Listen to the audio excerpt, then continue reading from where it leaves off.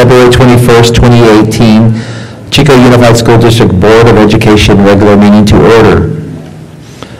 We have something to report out of closed session. The district has entered into a tolling agreement with Campus Walk Chico LP to toll any developer fee protest litigation claim by Campus Walk Chico LP, pending the outcome of a pending developer fee protest litigation claim brought by AmCal Chico LLC.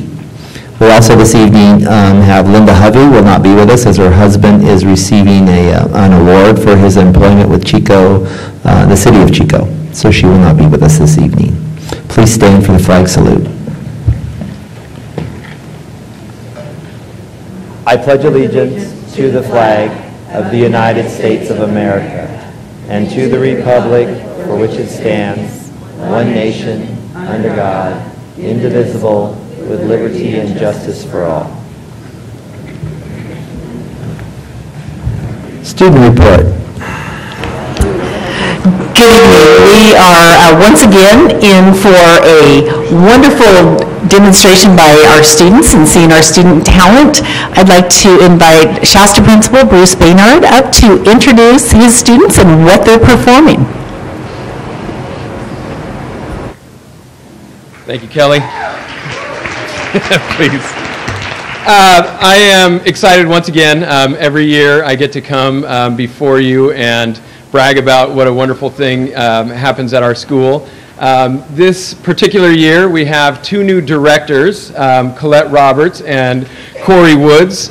They helped last year with Jack Holy's last year of directing the Shasta play, and instead of seeing it go away, they volunteered countless hours. Colette is a teacher in another town, and she comes up after school to work with 54 of our students who voluntarily stay after school. They've been working since November for our big play, Haphazardly Ever After, that is coming up on March 8th, 9th, and 10th. I have a number of posters that I'm going to be happy to leave with you, but I'm not going to tell you too much more about it because I'm going to hand it over to one of our directors, Corey Woods. Hello, I'm Corey. Our play this year is called Haphazardly Ever After. It's a magical musical fairy tale. Oh wait, let's introduce the kids first, right? Sure. Yeah, we'll introduce the kids first. Okay, come on out, Aiden. My name is Aiden. I am in 5th grade and I am playing the part of King Barnabas. Hi, my name is Madera Panzer. I'm in 5th grade at Shasta and I'm playing the part as Queen Mildred. Hello, my name is Tattev Hambardzuman. I am in 5th grade and I play the part as Servant 1. Hello, my name is Kaylee Harris. I am in 5th grade and I play the part of Servant number 2. Hello, my name is Caitlin West. I am in 4th grade and I am playing Royal Therapist. Hi, my name is Brady Gregerson. I'm in 5th grade and I'm playing the part as Prince Harjel. Hi, my name is Camille Roberts and I'm in 5th grade. I play the role of Princess Cinnamon. Hi, my name is Paige Ridgely. I'm in 5th grade at Shasta, and I play the role of Princess Peppermint.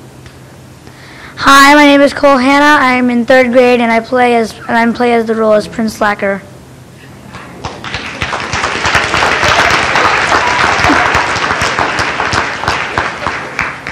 As I'm sure the names have given away, this is a comedy.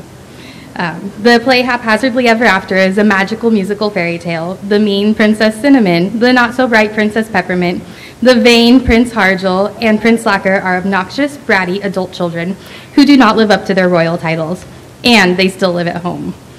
The king and queen try everything to help their children grow and move out, but nothing seems to work. After hiring a therapist, bringing in teachers, and even trying to marry off their children, the king and queen are ready for a happily ever after that does not involve their children living at home. They call upon a fairy godmother to help quiet the castle. The king and queen decide, but she couldn't do it. The king and queen decide to create a do-it-yourself fairy tale, and chaos ensues. Nothing goes as planned, but despite the king and queen's DIY failure, the princesses and princes just might have been changed for the better. And then our narrator's sick today, so I'm going to introduce the kids. Out of desperation and the desire to have a happy family, King Barnabas and Queen Mildred called in another royal therapist. Yes, you heard me correctly. I said another royal therapist. I sure hope this royal therapist can help. The children have been simply unbearable. Yes, I hope this royal therapist is better than the last 3. I'm still not sure what happened to the last 3 royal therapists. They never came back after their first sessions. They probably ran to a place far, far, far away from our 4 little monsters. Your Majesty, the new royal therapist is here. Oh, good. Please send her in. I present to you the royal therapist. Thank you for coming.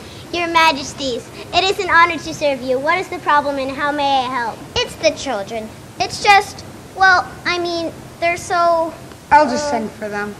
Royal servants, please fetch the children. Yes, Your Majesty.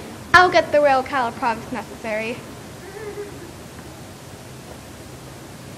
I'm hurrying. Just get off my case already. You don't have to be so bossy. Yeah, what's with the whole royal servant, I'm so cool attitude? I was totally going to take a real nap, but now you're making us do stuff. I present to you the royal children. Children, this is the new royal therapist. It's a pleasure to meet you. I look forward to our journey of self-discovery together. Whatever. Please behave for this nice therapist. Now sit, children. Yes, Mother. We will behave. Just like we always do. That is exactly what I'm afraid of. What? Oh. They're all yours. Good luck. Yes, my brave soul. Good luck. Thank you, but I'm a trained professional. I don't need good luck. Your children, please control yourself. You must stop, please. Now, everybody, please sit back down.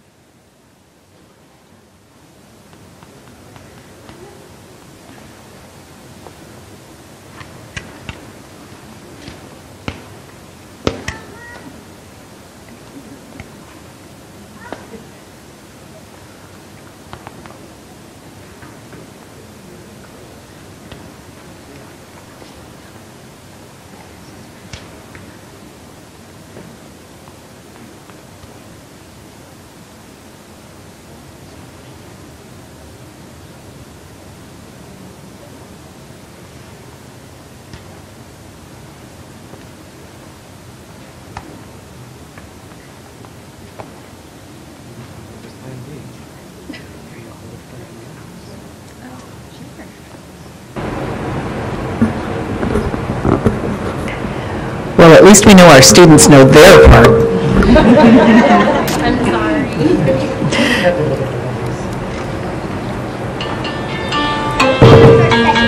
And probably your last. That's because I have the last 3 royal therapists instead of the royal dragon. And from the looks of you, I think the dragon will be getting real pretty quickly.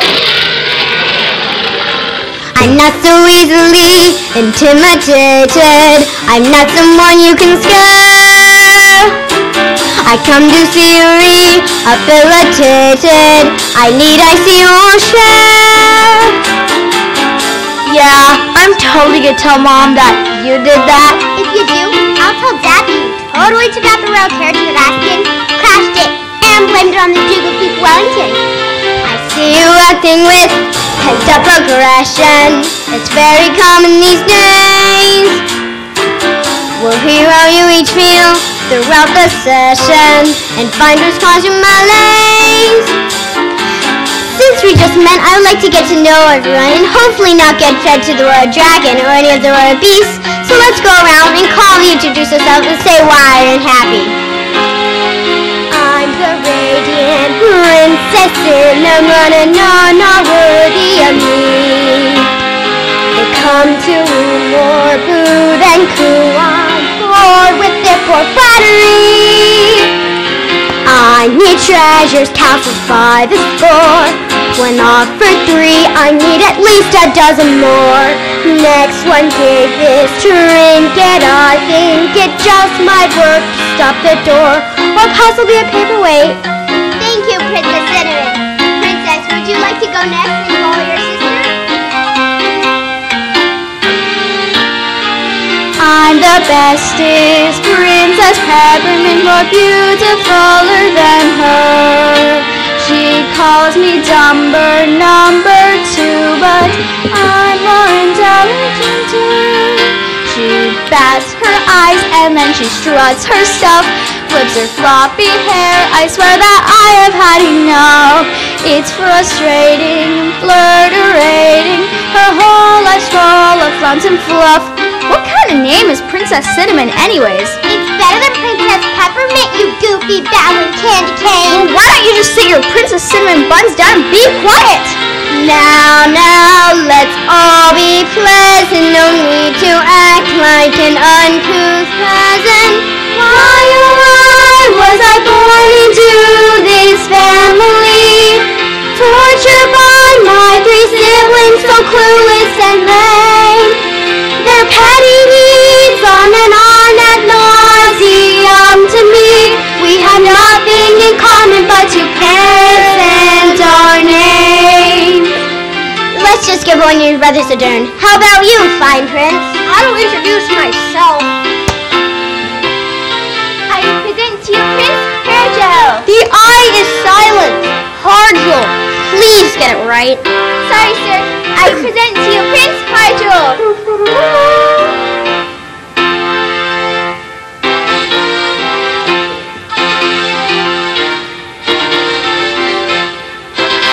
The dashing and spectacularly handsome prince, unhappy from the jealousy I have to face, and the jobs from all my siblings make me smart and wince. I can't wait to get away from them and leave this place. Do we really have to, listen to this? Have I mentioned my hair, or my nose, or my perfect teeth? Are you finished yet? You just don't understand what's like to be good looking. No, you really don't understand. Why, you pompous, arrogant fool! Exactly what language do you speak? The dragon is getting hungry.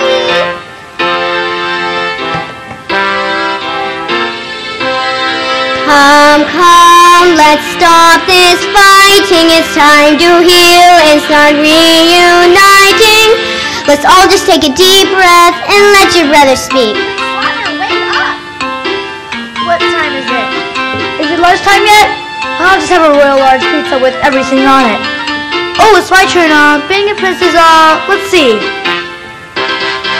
Being a prince is too much like working. My best skills are sleeping and shirking. I'm always late, then I procrastinate. I never know the time and I never know the date.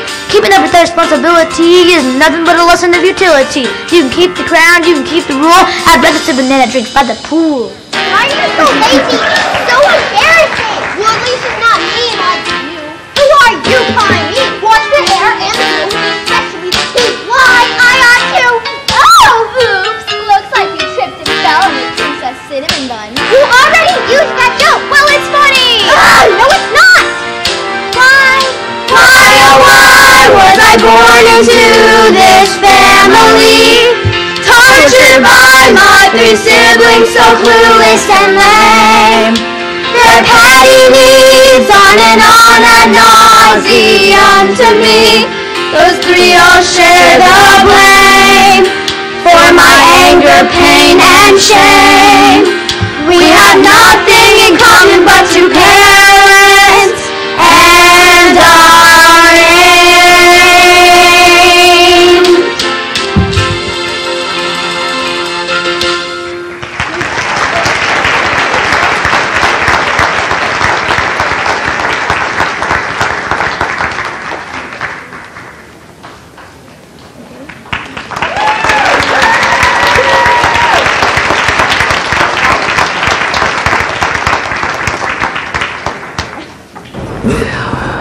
And this is just our elementary school talent. They are fabulous. How about one more hand for our Shasta students?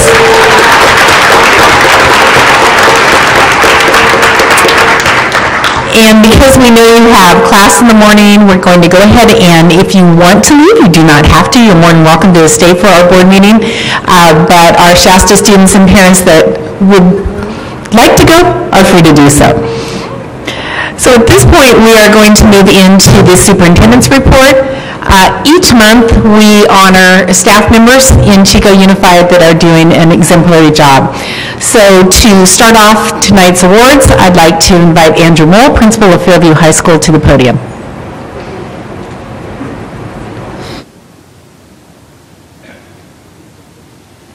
Good evening. I want to thank you for the time and the opportunity tonight to recognize the tremendous work of one of my colleagues. This gentleman takes great pride in all that he does to ensure our staff, our families, and most importantly, our students have a clean and beautiful campus each and every day. Our students and staff deserve the very best, and we get exactly that day in and day out. In addition, this man has been instrumental in the rise and expansion of our welding program in Alt Ed, with collaboration with our friends over at Chico High, donating his time and his energy working with Mr. Ledwith and our students over the past 3 years. His passion for welding and cooking has been shared with our students and staff, adding to our appreciation for all that he does. I would like to recognize and personally thank Brian Daggett.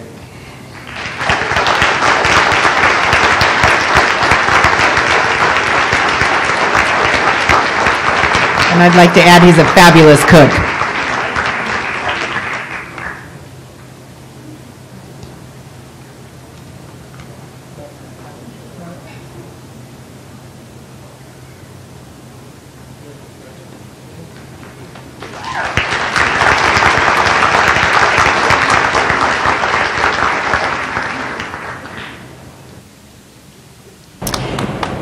And now I'd like to re-invite up to the podium Mr. Bruce Baynard.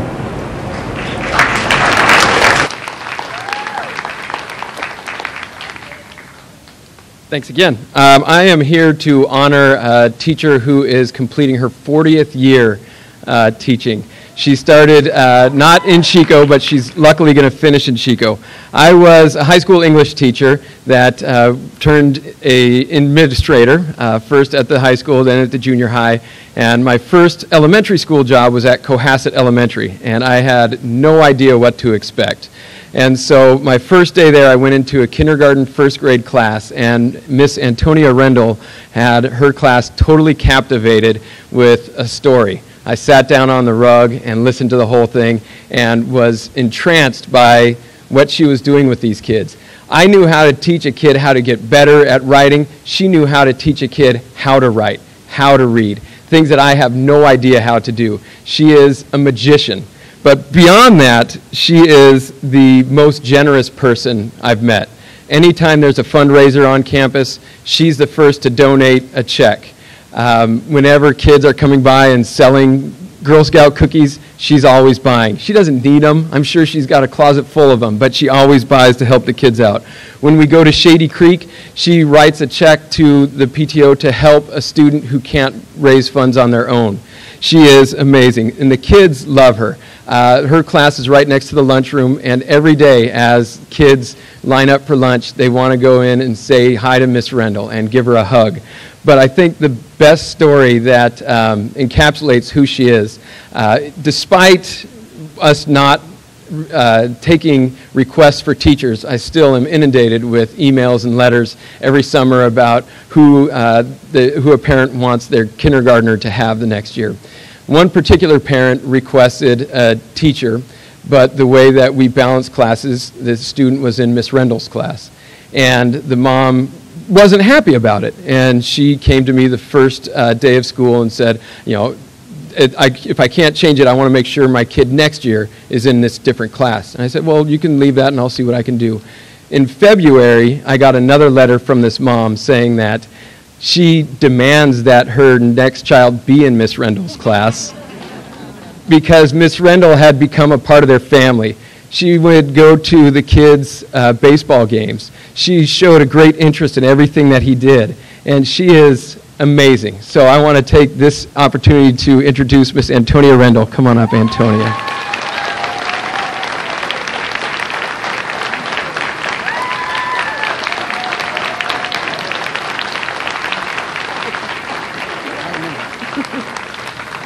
Thank you.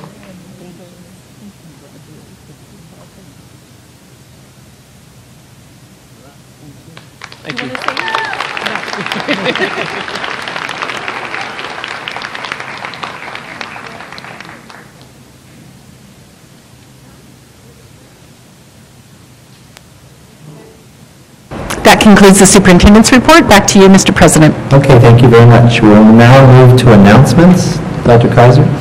Yes, so it's my privilege to introduce our guests who are guests of the U.S. State Department. They are English teachers, except they teach English as a foreign language. They are from 19 different countries.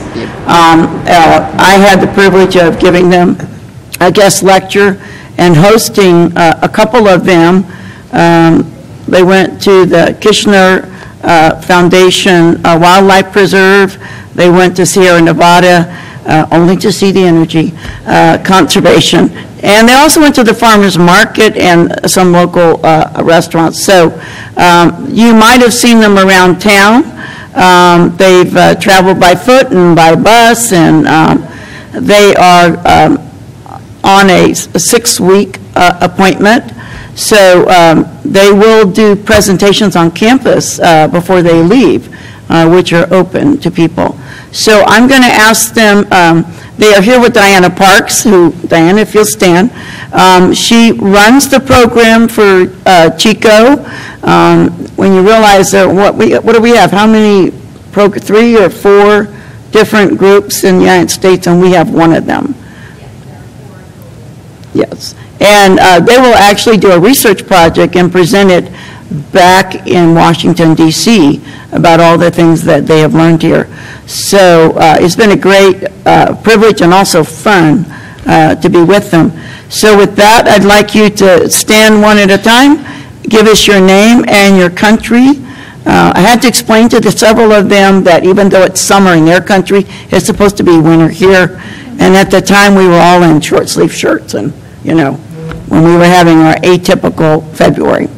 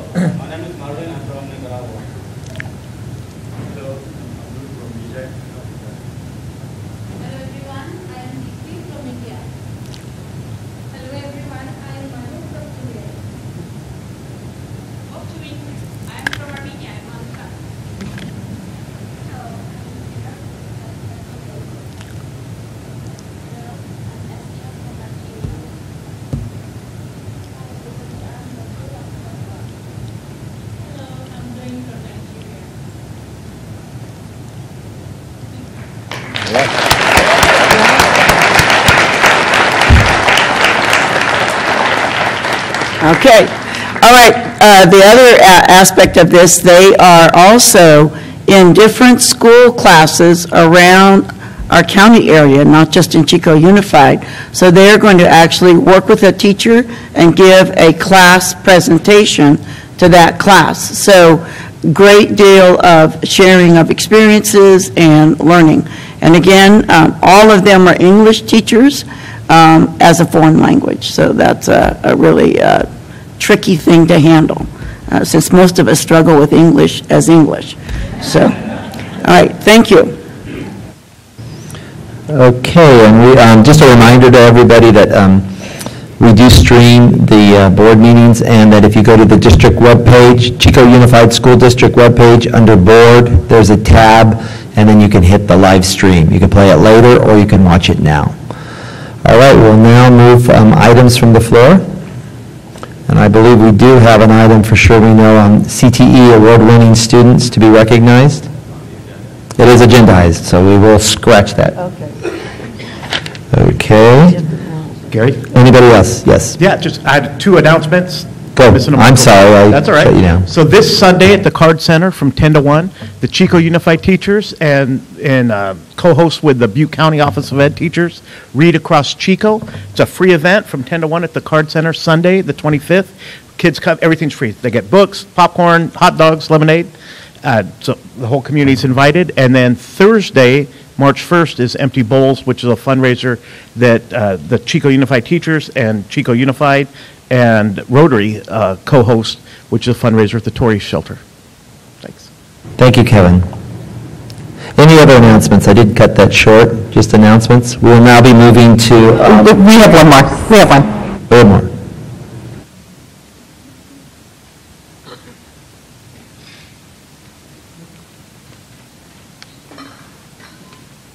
Okay, this looks more like, why don't you state your name and what your announcement is, or maybe we're at items from the floor at this point?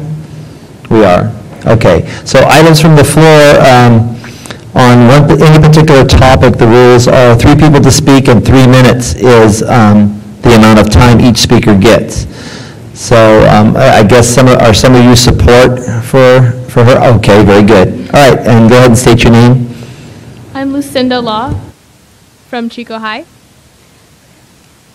Good evening. I would first like to thank you for your time in allowing me to speak tonight. I am joined today by various other high school students and supporters from our community. My goal here is to speak on and to ask the school board to issue a mandate for district-wide support of the March 14th #Enough walkout. I'm sure you are all aware of the devastation gun violence has created in our schools in the past few years.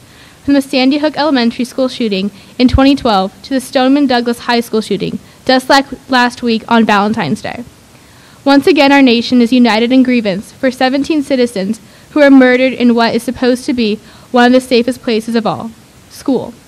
14 students and 3 staff were shot by a man who shouldn't have had a gun in the first place.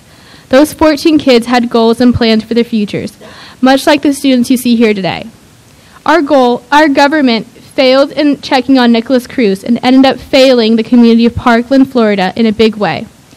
But in actuality, us kids made the mistake of believing and trusting that our representatives had our best interests regarding gun reform following these fatal shootings.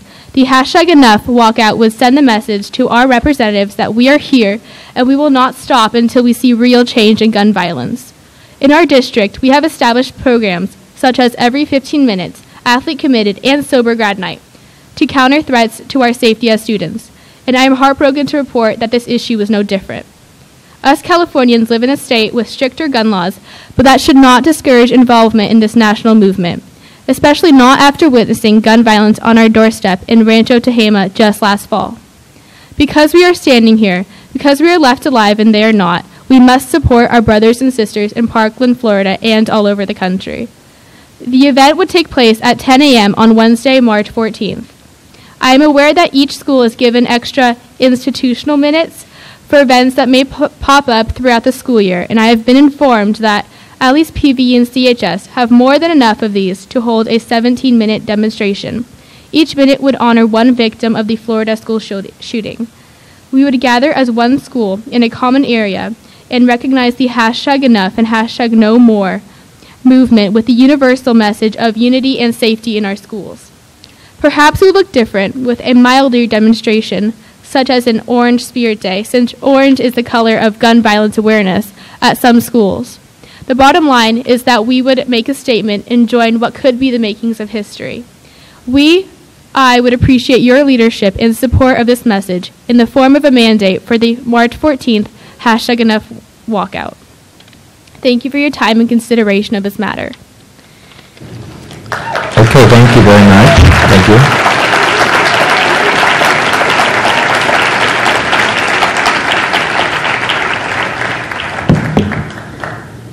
Megan Maynard. Good evening. Thank you for allowing myself and many other students who stand for the same cause stand before you tonight. My name is Megan Maynard, and I am a senior at Pleasant Valley High School. I am standing before you tonight to talk about an epidemic. From coast to coast, there have been way too many mass shootings in American schools, the most recent being in Parkland, Florida, where 3 faculty members and 14 innocent lives of students enrolled in Stoneman Douglas High School were taken. Now, and after every school shooting, America is left to grieve. While condolences are accepted, America does not need thoughts and prayers. We need a change. My life, along with every other student and staff member of American school, depends on one. Since most students are unable to vote, now more than ever, students of America are coming together to participate in a national school event titled #Enough. The event will happen on Wednesday, March 14th at 10 a.m. Pleasant Valley students and staff are going to walk out of our classrooms to join in one common area. From there, many students, or whoever appropriately wants to, will express their concern for a change, while focusing on the #Enough and #NoMore movement. Pleasant Valley is asking for your support and leadership and will continue to do so for many more empowering citizens of Butte County. I hope you all understand our need for a change. With your help, support, and leadership, students could reach our goal of making history and a possible change. I, along with many people in our community, would greatly appreciate your stance with us. Thank you for your time and consideration tonight.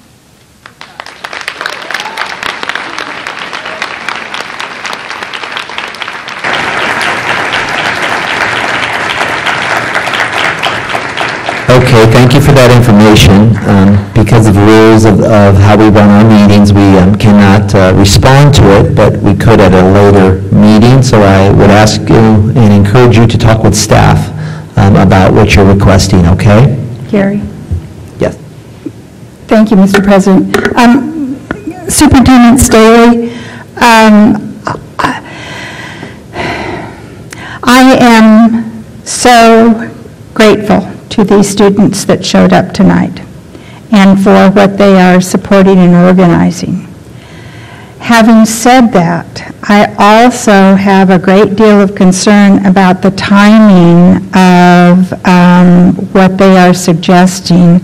We are heading into a lot of testing, preparation for testing, and if in the process of giving direction and support to our administration and to our student leaders, there's some way that we can work out having them do their demonstrating at lunch or after school so that it doesn't impact class time.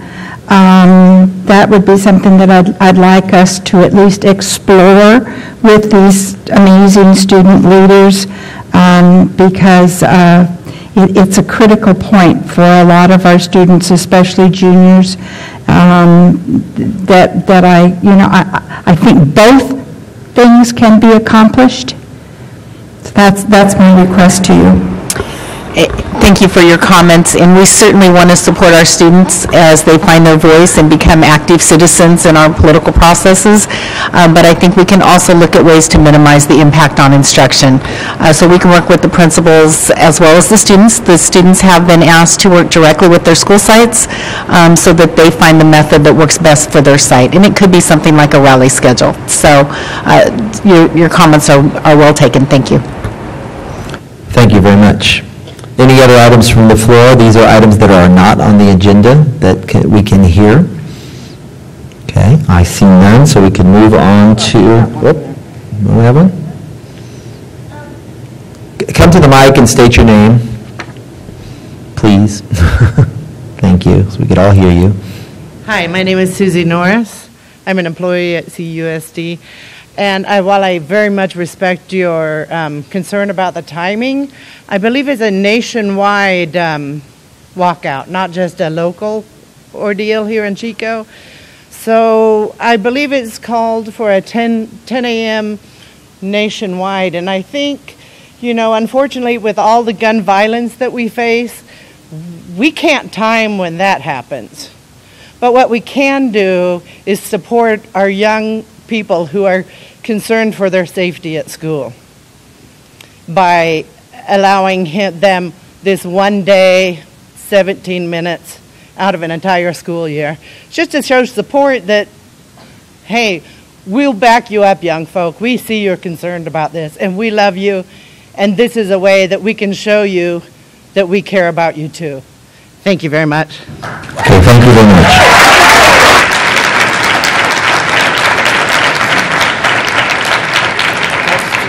We're done now. Okay, we are going to move now to negotiation updates. Okay, as you know, with CSEA, the tentative agreement is coming before the board tonight. We reached agreement with them, I think about a couple of weeks ago, and we are meeting with CUTA tomorrow. We're getting very close to a tentative agreement. Very optimistic there, so hopefully I'll have something final to report in the upcoming meetings. Thank you. Okay, thank you very much. Mr. Moretti, you have, no? We're good. All right. Okay, we'll move now to the consent calendar. And do if we have any items that are either to be pulled or we have a motion. Dr. Kaiser. I wish to pull two items, 9.2.18 and 9.2.27. Any others? I would like to pull 9.2.3.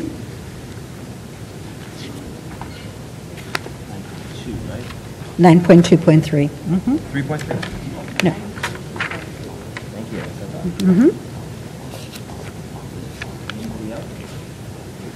Okay. Okay. I move that we... I have two. I'm sorry. I would like to pull 9.2.16 and 9.2.24. There isn't a 9.1.6. 9.2.16. Okay. And what's the other one? 9.2.24.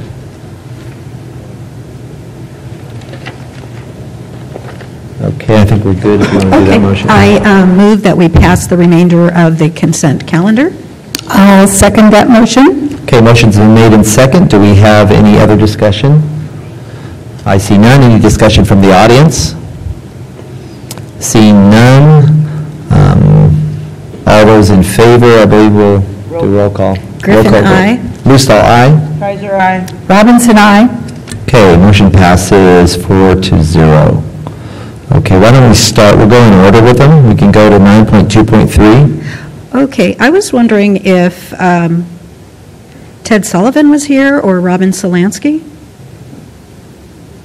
Ted is out with the flu. Joanne, I believe, can answer some questions. Okay.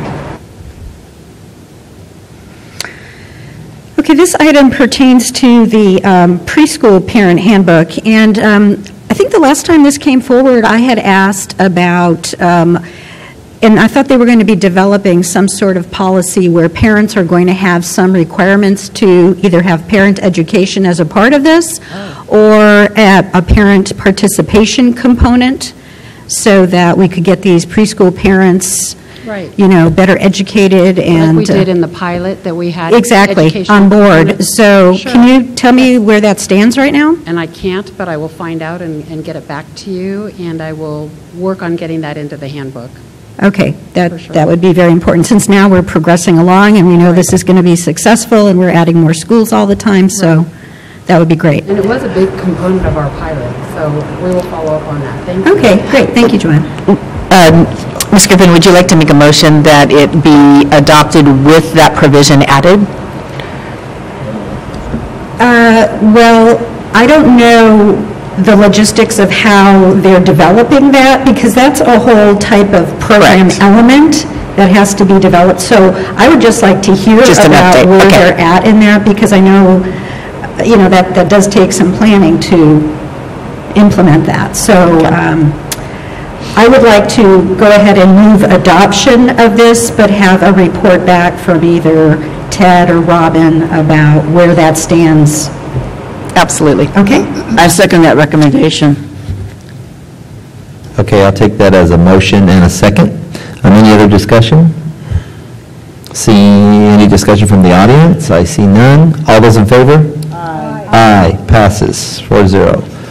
Okay, let's move over to, yeah, let's do 9.2.16 and 9.2.24. And I see both of the principals from both schools. Let's have them. Jay, if you want to come up too, you can.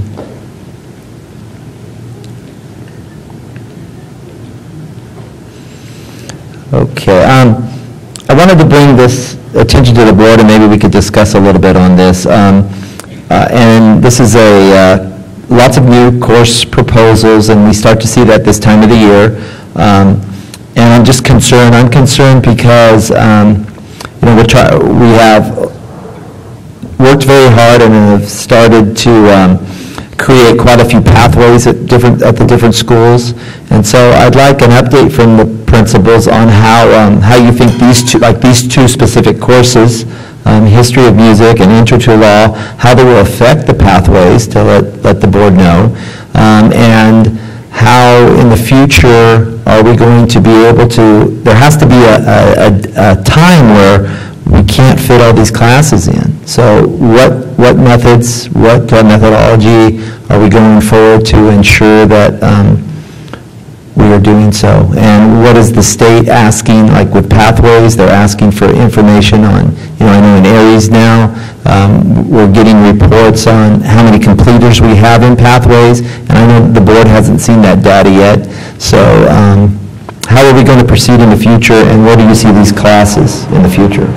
So I'm going to jump in here for a minute, and both of these are actually pathways. The law one is being developed into a pathway. They have been working with Mr. Bohannon and Ms. Lauer on the development of that pathway, and I think that's what we want, is pathways that appeal to students and that we give them options, different routes to get to an end. So that is one that is being developed into a pathway, and it's very exciting in that it is being taught by someone that actually has been an attorney, has been active in the field. So we get both the academic side as well as the real life aspect of what it is like to be in this field.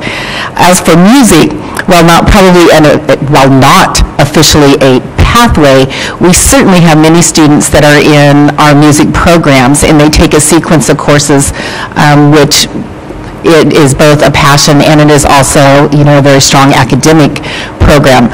So I think for both of these, it ties into exactly what you're advocating for, that we see legitimate pathways for students to prepare themselves for either college or career.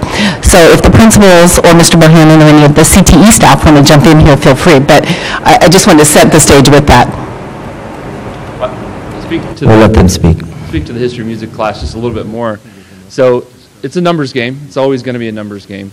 But in this situation, sometimes classes are teacher-specific. When you have a teacher who's just outstanding in his or her field and has been doing it for a number of years, students flock to that teacher's courses.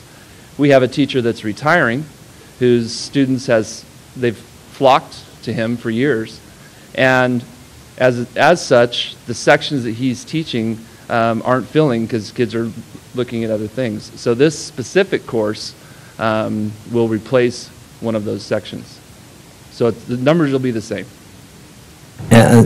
Superintendent Staley states that this is a pathway. Is this a pathway? The CTE criteria are sometimes different, but from a educational perspective, the music program is absolutely a pathway. I think it's important to note, sorry, John, when we got the gold, when we were awarded the gold medal ribbon last year, we based it on probably 5 to 6 of our CTE pathways. We can't stand in one spot. We need to continue to thrive and continue to put things in place. It's going to be important as we go on for the data dashboard for us to have a completer, or actually a concentrator and then a completer. Having more pathways for students to choose what they want and choose their college pathway, choose their career pathway, is going to be extremely important. Because as John just mentioned, we need to have somewhat of a buffet for our students to pick from. There will come a time, as John just mentioned as well, when if a class begins to dip and drop, that's probably our tipping point for us to go, okay, now we need to slow down and take a look at what we're doing. How many CTEs are we offering? How many pathways are we offering? And that'll become the viable component that I truly feel. I mean, for me, it's a no-brainer for Mr. Emmons. Okay, he was a lawyer. He was a deputy district attorney in our county, and he's on our site. For us not to do it seems a little bit like we're not maximizing his skill set. Well, I personally was thrilled to see both of these courses because, for one, with the street law, we have on our agenda tonight approval of the mock trial competition going from PV. Well, when I was teaching at Chico High, I ran the mock trial competition team, and I don't know what happened to that team, but that implementation of that course is certainly going to give a boost to interest and participation in students in that organization, I believe. You can come back. We got a job. In any case, though, I also this week happened to visit with one of my close friends who was a teacher in Chico Unified for over 35 years, and he said the most popular course he ever taught was a course in street law. So I'm really, really glad to see that that's coming back because there was great student interest in that. And then also the music, exposure to music. Well, where has, like music appreciation and just, does everything have to have a concrete end purpose in mind? Can't it just be to stimulate students' interest? So I'm really glad to see that course as well. So thank you for bringing those forward, and a special thanks to the teachers who developed those courses. When I get them in college, I teach deviance, so on the other side of the street. But yeah, it's good that they know. Also, Mr. Lutzdal, I had some of the same concerns that you had originally because we're trying to cut down our electives that are singletons. So I went and actually met with Mr. Emmons personally just to talk about this, and actually Mr. Beebe. I'm actually going to call him up here in a second because I want him just to talk about a little bit about this class, where they're going with it, what he's been talking with Butte College, possibly doing the 2+2 with Butte College with this course. It just got me excited about the course, and I know that they put out feelers to students who are also very excited about this course. So that's when at that point we asked them to speak with Ms. Lauer about how we can turn this into a pathway course because we didn't want to have it singleton, so she's been helping them out to go with that route. So Mark, can I get you to come up real quick?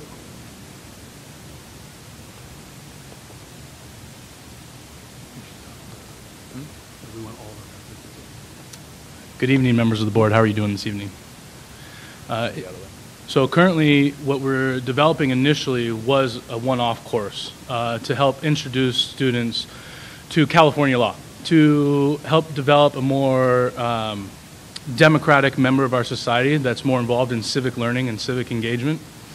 And frankly, I was unaware that there was a CTE pathway until it was brought to my attention. And I went and I reviewed the CTE pathway, and I examined it, and I think it's very possible, and frankly, I think it's more than possible. I think it's very likely, and it's the materials are there to turn this into a pathway with not only a concentrator but a capstone. Well, I'd already designed this single class, and so my thought was, well, let's continue with it and use it as a skeletal framework to then turn this into a CTE pathway. I'm currently working on syllabi for both the capstone class and the concentrator class for the CTE that is going to help students not only actively engage information that frankly is not readily accessible to them until much later in life, but also introduce them to issues that I think frankly we see on the news almost every night where you're always asking the question why, and we're able to produce better quality citizens that have gained access to information that they may never gain access to in life. I remember my first year of law school going, oh my God, this is how it works? I didn't realize that. And you start to learn things, and students will have that opportunity by taking the CTE pathway and turning it into something that either they can build on in their future, or frankly they can use to help develop their own personal pedagogy going forward in life.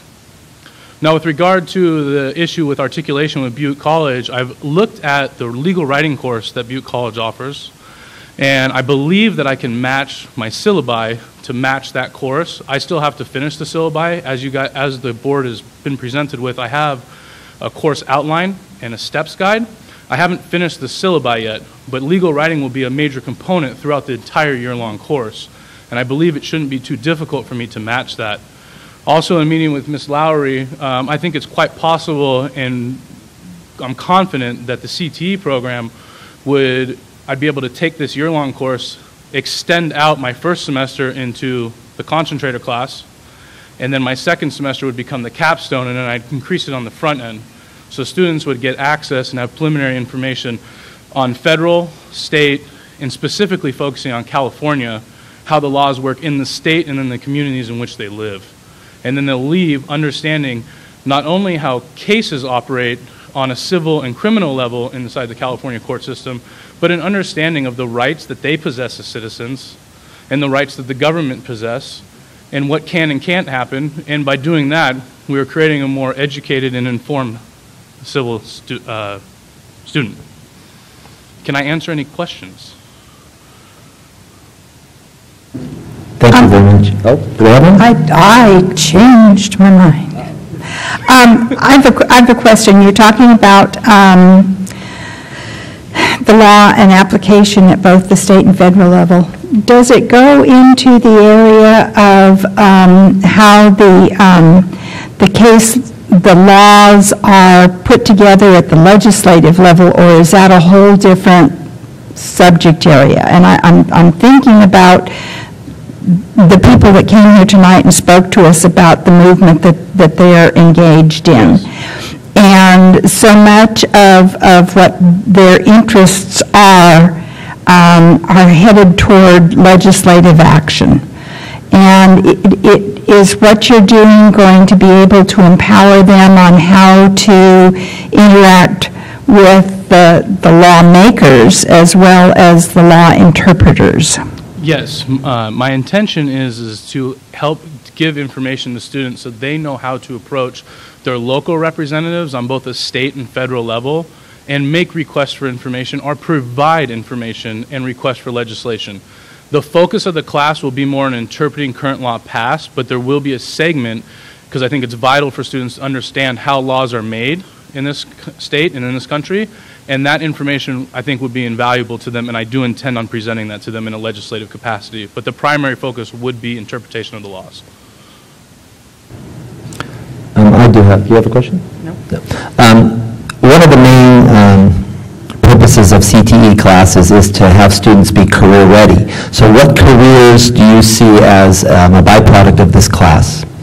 As a byproduct of this class, I think, one, you could target students and prepare them for possible entry into a field of law. And when I say that, I mean like being a lawyer, a court reporter, a research attorney at a courthouse, or just a researcher at a law library. Additionally, because we will be covering elements that will pull in various aspects of criminal law, I think that we will also open up the opportunity for those interested in law enforcement to experience exactly what happens on the tail end. It's one thing to watch a show on TV or to see a news report when someone maybe is arrested and what happens next, understanding law enforcement's role in that procedure. Additionally, when I say lawyer, I'm not limiting it to either a prosecutor or to like a civil attorney, but also what do defense attorneys do? How are their role in terms of protecting students' rights? So I think that, to answer your question plainly, lawyers, court reporters, folks that work in courthouses, law enforcement, and then researchers of law. And then also legislators, people that want to make law. Very good. Thank you very much. Thank you. Okay, and just, so my last part of my question for the principals and for Jay is, again, that saturation point. How are you guys looking at, you said it was a numbers game. So we obviously, of course, we'd like to have as many pathways as we possibly can, but we can't, because there is a time where we start to say, we can't do it. We have a 6-period day. I know we're going to get a report back this spring about maybe extending that or what our possibilities for that are. But that saturation point, how do you look at it? Well, we have to be ready for that. I don't think it's fair to look at that yet. We're not ready to look at that number yet, at Pleasant Valley anyway, mainly because we still have some developing pathways. And I'm going to go back to the, I'm terrified to death to lose Priscilla Burns. But that's going to happen. Sometimes I don't think she's going to teach till she's 70. So I need to worry about that as well. So it's always going to be a question in our minds how we're going to sustain those pathways. It's always going to be a question. I know John and I have spoken a lot about our pathways. I think one of the things for us over at Chico High is how do we keep them at a really high level? Because if we add one and we add another, we have to be very careful about which ones we're going to add because they do dilute at a certain point. They are going to take some numbers away. And we want to keep our CTE pathways at extremely high level. And I know John has a number of those and he's trying to get them there as well. And that's going to be our tipping point. When does it step backwards? When does maybe the A++ go to the A++? And that's going to be our tipping point. And we're taking a hard look at that. Go ahead. One thing I will commend you in developing these courses is the vast majority of them are UC and CSU qualified. So they meet A to G requirements. So that's a really important consideration. Okay, thank you very much. If we could have a motion on this, these two, 9.2.16, 9.2.24. I move approval of 9.2.16 and 9.2.24. I'll second that motion. Sorry, motion's been made in second. Any other discussion? Seeing none, any discussion from the audience? I see none. All those in favor? Aye. Passes 4-0. Okay, next one is 9.2.18. Can we bring them up both at the same time, Kathy? Yeah. And 9.2.27. And are there, excuse me, I almost blew it. Are there any English teachers here besides our international ones?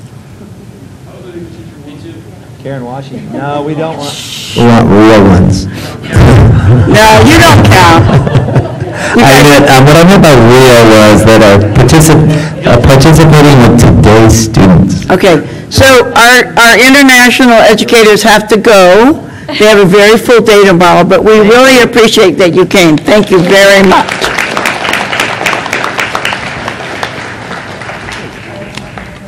Okay, I'm not going to give Jay any credit for this. That's why I wanted an English teacher.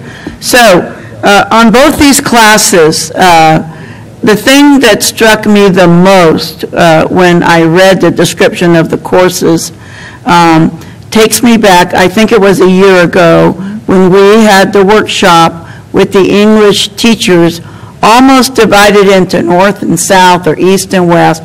You know, you can kind of pick your analogy.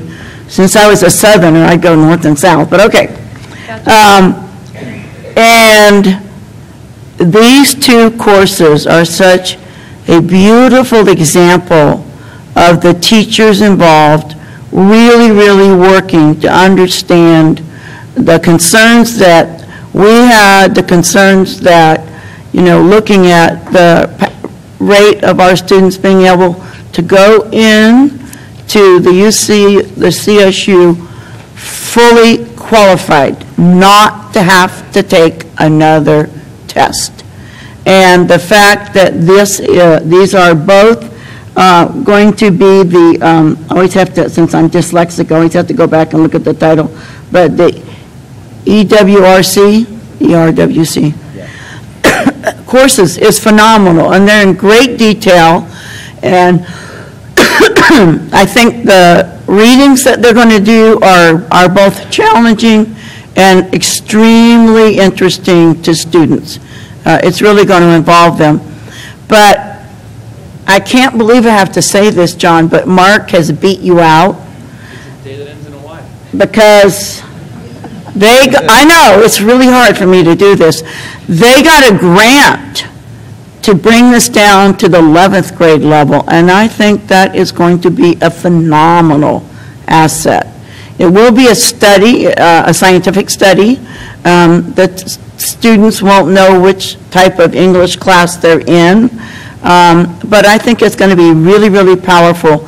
The more we can learn about how to help our young students become active, investigative readers, the better. So I just wanted to give you all a big kudo for this. I think our pass rate will jump up dramatically, and it's really wonderful. You did it. And with that, I move. Well, we have Karen here. I have a question for you then on, and Mr. Beebe too, on the ERWC course for juniors. Is that going to be 2 sections or 1? Did I miss? Or do we know yet? The grant requires that it be 2 sections with 2 different teachers. So we've been in a lot of conversation. Karen brought this to us And, with myself and so we worked on this and worked on this and worked on this, and we got the go-ahead from Superintendent Staley, and we're ready to rock. So the premise is the first year is a pilot year. So we'll have 2 classes in 11th grade and 1 class in 12th grade. As the board asked last year, we have nothing but classes in our senior year that will articulate to the 4-year system. So we have nothing but ERWC, Humanities, and AP. Now we have 2 classes in our 11th grade year. Next year, or the following year, is when the study starts. And so Ms. Washington and herself and another couple teachers will be at the 12th grade level, plus it's a comparison to our American Lit as opposed to our ERWC classes. And that'll go on for 2 years. And it's part of the West Ed Foundation grant. We get a lot of professional development out of it. And so we're just super excited. And it was never a race to be John, although it's nice. I think you probably were, but he didn't know it. So how will students be chosen for this course? Random. Chosen. It is random. It is random. Has to be. 1s, 2s, 3s, and 4s, random? At the 11th Well, they grade haven't level. tested yet at So- 11th Okay. grade. Yeah. So it's just a random draw. We have the draw to humanities and AP. After that, it's, here's where you are. And I don't really know. I think the counselors have that figured out. But it is required to be random. And then there's a comparative at the end of For the 3 years. just American Lit and the ERWC. Students who want to go into Humanities 1 or AP, those students are not part of that mix. That's a self-select and opt-in. It doesn't seem fair to randomize them. No, Okay. that's why it's a scientific study. Yeah, there you go. Exactly right. There you go. Hey, any other questions? Member Kaiser moved, I'm going to second. You had 2 items. Yeah, they're the same. One's the 11th grade, one's the 12th grade. Okay, very well. All right, motion's been made, and I think, did we get a second? Yeah, I did. You did both? I moved. Very well. Motion's been made and second. I know we don't need any other discussion here. Do we have any from the audience? Seeing none, all those in favor? Aye. Passes. Okay, we are done with the consent agenda. We will now move to discussion action calendar, educational services, information about career tech education. Mr. Bohannon.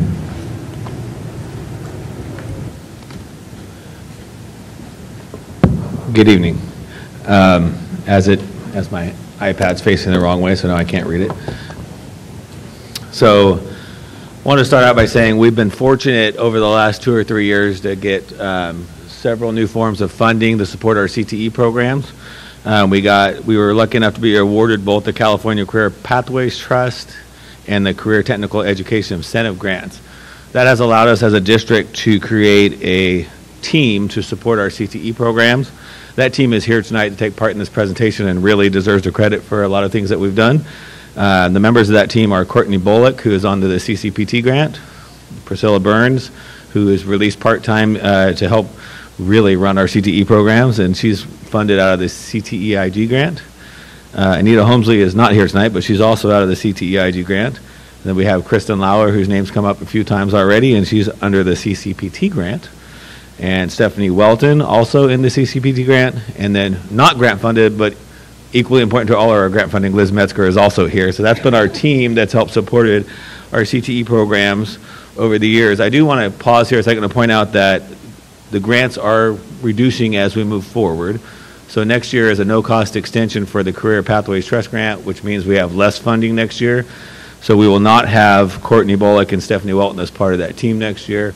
But I am happy to report that they have been hired as the new teachers for our online school, so that we're not letting them get away. So we chose this month to present to the board because February is officially CTE month nationally. And as you'll see, we have signs over all of our schools and everything to celebrate this month. And we have many busy students out there earning lots of accolades in our program. So tonight we want to update you on the student and pathway successes. We want to share about the pathway development and how we're progressing. Share a new curriculum guide, which I think you guys already have, and information on where to find information that matches those guides on our high school websites. And then Liz Metzger is going to finish off by giving us a little update on the CTE facilities grants. So I'm now going to hand this over to the people that know everything, and I'm going to hand this over to Priscilla Burns.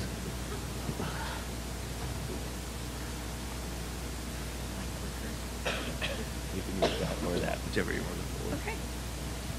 Good evening. I am so proud to represent Chico Unified's Career and Technical Ed program. Okay, before you start, the U.S. has, what, 9 gold medals? Or no, we don't even have that. 5? How many do you have? Oh, Chico High alone has 24 students that have medaled, right? Yeah. Competed. We have 9 and FCCLA, so we way outnumber the Olympics. I know. So for all those people who've been fixated on the Olympics, which includes me, you guys are killing it. So we are so proud of all of our, not only CTSOs, but the emerging pathways that are developing leadership components. And in front of you, you have a binder, and on the front of the binder is an update from many of the pathways on some of the wonderful success stories, including Monday just had a front page article about the health careers, the medical pathway that built PANS. So there's all kinds of events going on, too numerous to individually mention. We also have upcoming state and leadership conferences, some of which you have approved even tonight. And we hope that you take a minute to look at those and really read them. And we hope to bring back in May all of our winners at state that are going on to national.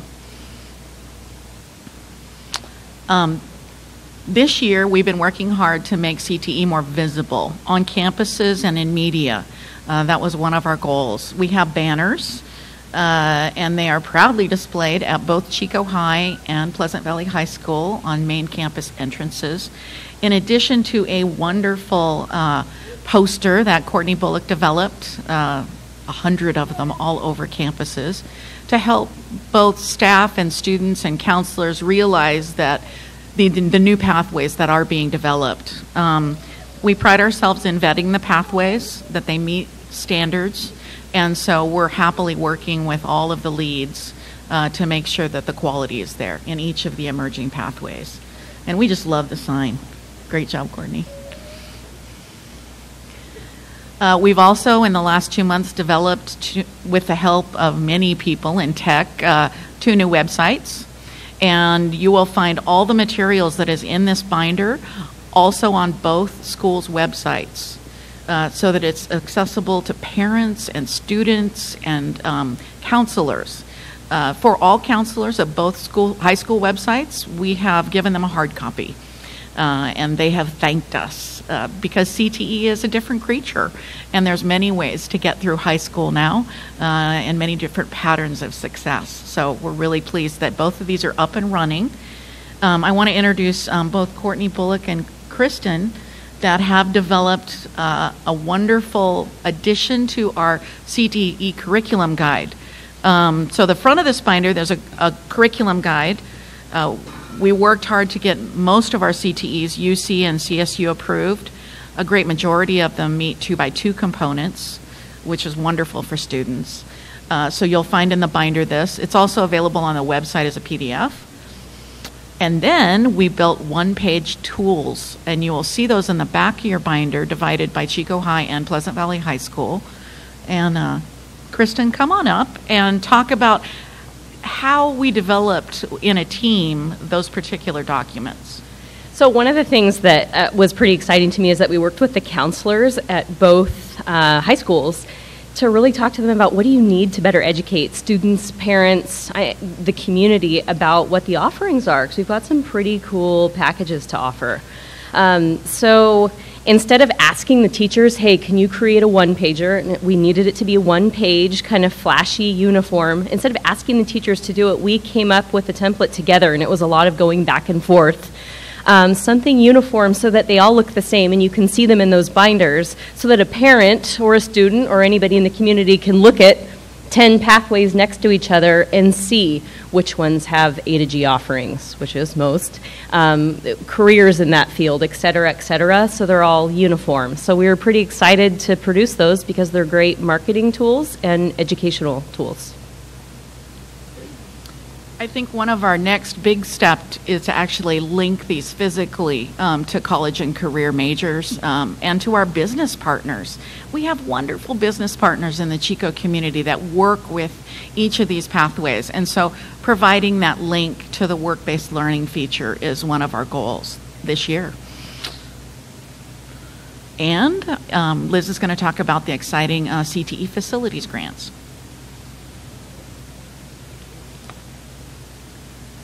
Well, I was hoping this was going to be the day that I could say, well, this is how many grants we've gotten and we get to move forward with. We're still in limbo. That's the short answer in terms of where we are. We know that we submitted 7 grants altogether, 6 for Chico Unified for PV High and 1 for Inspire. 6 of the 7 moved forward, which meant that they got above the 105 cutoff level. And there were 180 grants total throughout the state that moved forward, got above that cutoff level. So we're 6 of 180. They'll be funding anywhere between 42 and 83 of those. And that's going to depend on whether people have requested modernization, which is 1.5 million, or new construction, which is 3 million. So that's what we don't know yet, exactly what's going to happen. We do know our highest funded grant was placed 50 on the statewide ranking, and then we went down to about, I think, 110 on that ranking. But then there's a whole other formula that they use where they fund urban, suburban, rural. So anyway, short answer is we don't know. We're hopeful that at least our top 1 and possibly our top 2, which would be hospitality and medical careers, will get funded. But we'll know for sure in June. And I wish I had more to tell you.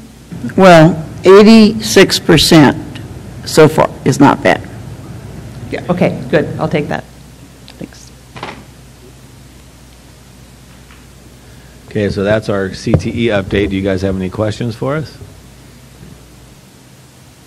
No, I just wanted to say thank you, because we're looking forward to this to be in such a concise format. So thank you so much for all your hard work on this. Okay, I think we're good. So that was information only. Now we move on to item 10.1.2. Which means you get to see more of me. Yep. I'm going to start this for them. Okay, so at the January 17th school board meeting, the school board received a charter renewal petition from Blue Oak Charter School. California Education Code requires us to have a public hearing within 30 days, which is why we're here tonight. As always, we do a 10-minute presentation from the chartering group, and then we hold a public hearing where we allow 3 minutes for speakers after that. So I'm going to hand this over to Blue Oak to give their presentation, and Executive Director Susan Dominigini.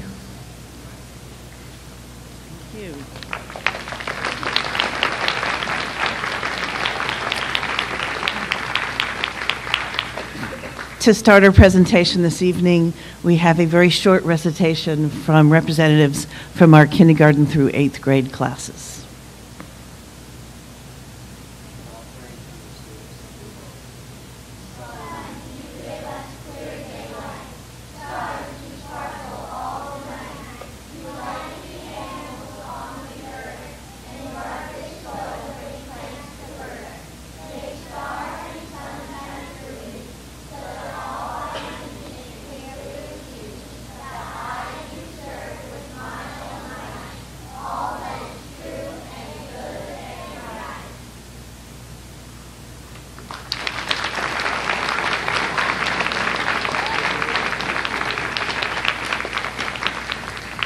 I thank the children for their wonderful patience and persistence in staying with us while all the rest of the board meeting goes on. So, thank you. How do I move it forward? Okay. All right, there we go. So that was the student recitation. I'm going to speak to you for a few minutes tonight about Blue Oak, how we're doing, and what we're doing. So my first question was really, why Blue Oak? We have, of course, our model, you'll hear a lot about the whole child. When we did our LCAP survey last spring, we found that of those who responded to our survey, the majority looked at these three things that they came to Blue Oak for. The first was the Waldorf pedagogy, their inspired teaching methods, the art integration in our educational program, and the strong social emotional supports that we provide. In reviewing and preparing our LCAP again last year, we came up with 3 goals, readjusted the LCAP to fit those 3 goals. The first one was really strengthening community. Blue Oak has a long history of very involved parent engagement, but there seemed to be a need to re-energize the parent engagement, and so we've been working on that through communication and action. And you can see some representations in that of things that we've been doing this year. The second goal is the big one. It's all about the whole child and about the academics, behavior, and social emotional piece. We worked hard to expand our instruction time and fully implement the math and ELA programs. And we've done a number of improvements to the program this year. We've increased our professional development for both reading and math. We've increased our time in math and our supports. We've reviewed the reading program and reestablished some of the past practices from the Durham examples that we use. We've reviewed our writing, our ELL instruction, changed up our academic leadership team so that we're including school-wide data, and increased technology for the 3rd, 4th, and 5th graders. One of the things we noticed in the Cusd scores, there's a very definite difference between how our 3rd, 4th, and 5th graders did, where there was very little technology, and the 6th, 7th, and 8th graders. And so we wanted to increase that so that they would have a better chance on their tests, and also to get them just more prepared for citizenship and use of technology.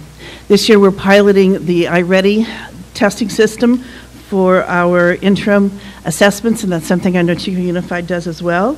That will be used for our interim assessment, but also we're really excited because as our teachers plan their units, or blocks as we call them, we can also say, what Common Core standard are you using, are you working on, and assess with iReady specifically that core standard that the teacher is intending to teach. So we can see how those students do on that assessment as well.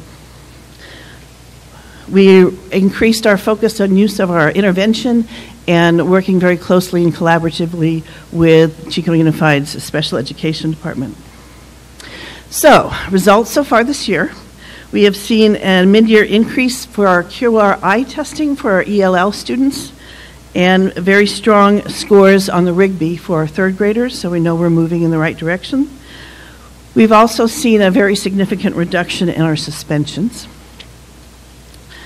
That really comes from the rest of the work on the whole child and on MTSS, which I'll talk about in a minute, with our behavior and social emotional educational programs.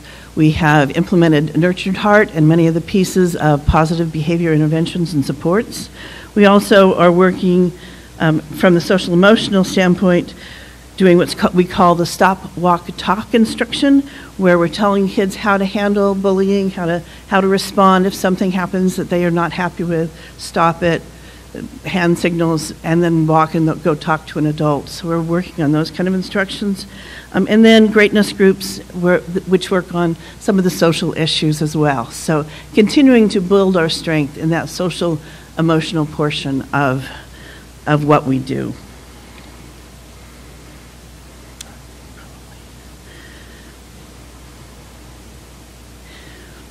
So in that, we then looked at the SUMS grant, which is the multi-tiered system of support grant. That became available, and we saw it as matching really what we needed to do for Blue Oak, and so we applied for that, and we're accepted into the first cohort of that grant. So we now have a strong team leading that grant, and we have chosen 2 primary goals by going through the FIA, or the Fidelity Integrity Assessment that they have given us, which is from the University of Kansas, and uses research-based supports for that. So we're working on coaching and mentoring of teachers and also the implementation of universal design for learning. So that's goal 1 and 2, and like I said, goal 2 is a big one, has a lot of components to it. Our third goal is in preparing students for high school. And you'll see in a little while an example of a couple of our graduates who have done well, and we'll talk about what Blue Oak has done for them. We know that we need to make sure that we're consistent with all of our students to make sure that we're truly preparing them for high school. So we've done a number of things. We are working on expanding and improving our middle school program. One of the things, big pieces, is a co-teaching model for that faculty in 6th, 7th, and 8th grade, so that rather than continuing with a single classroom, we are having teachers work on blocks so each of them can both specialize, and then also the students can experience different teaching styles as well. We have student-elected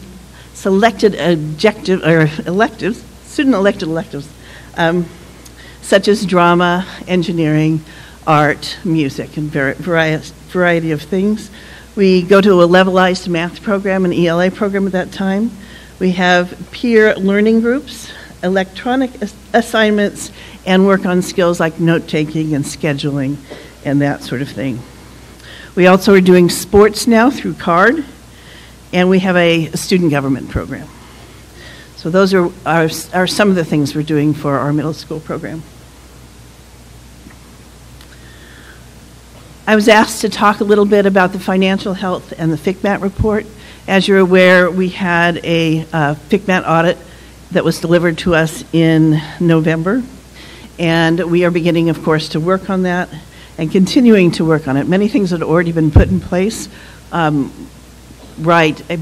before the audit, things like cash handling and separation of duties and things like that.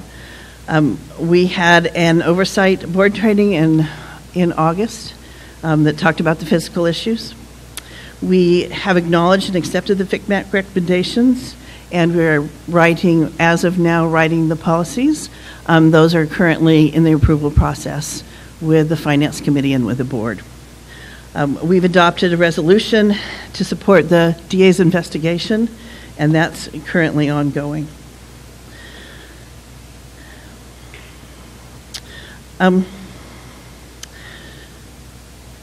We are really working on a comprehensive review process.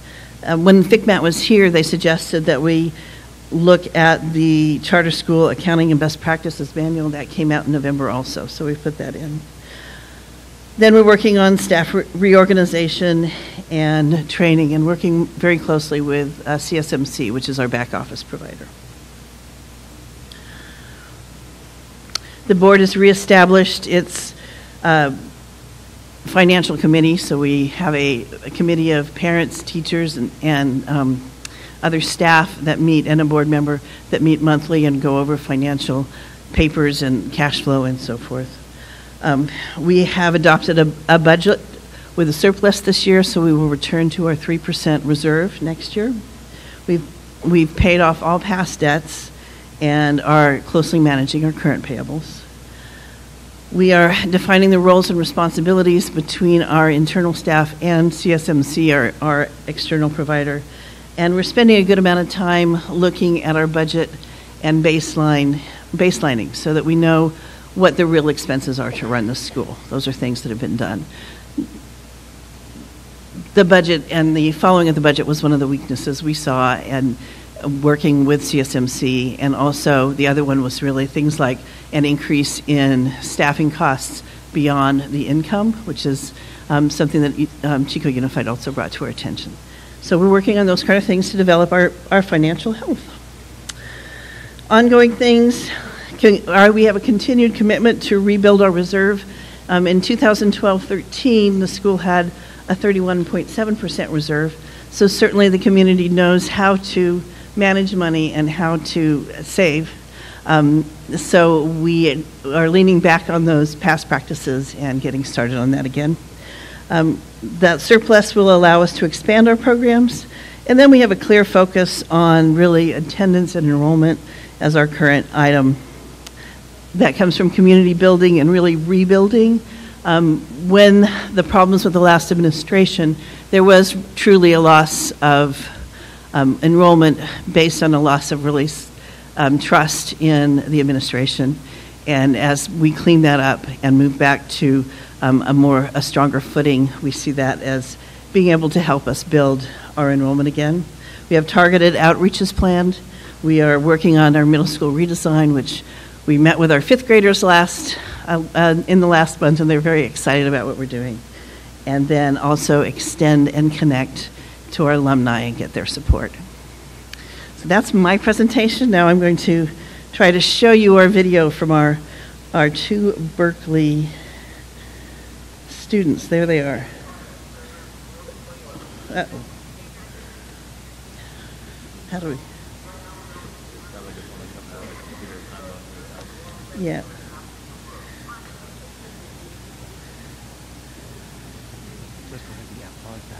Is there a way to get the sound from here out to that?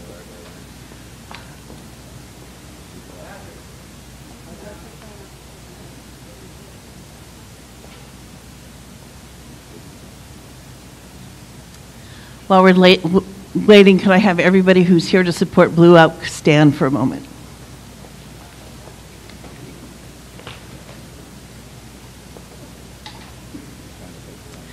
Thank you.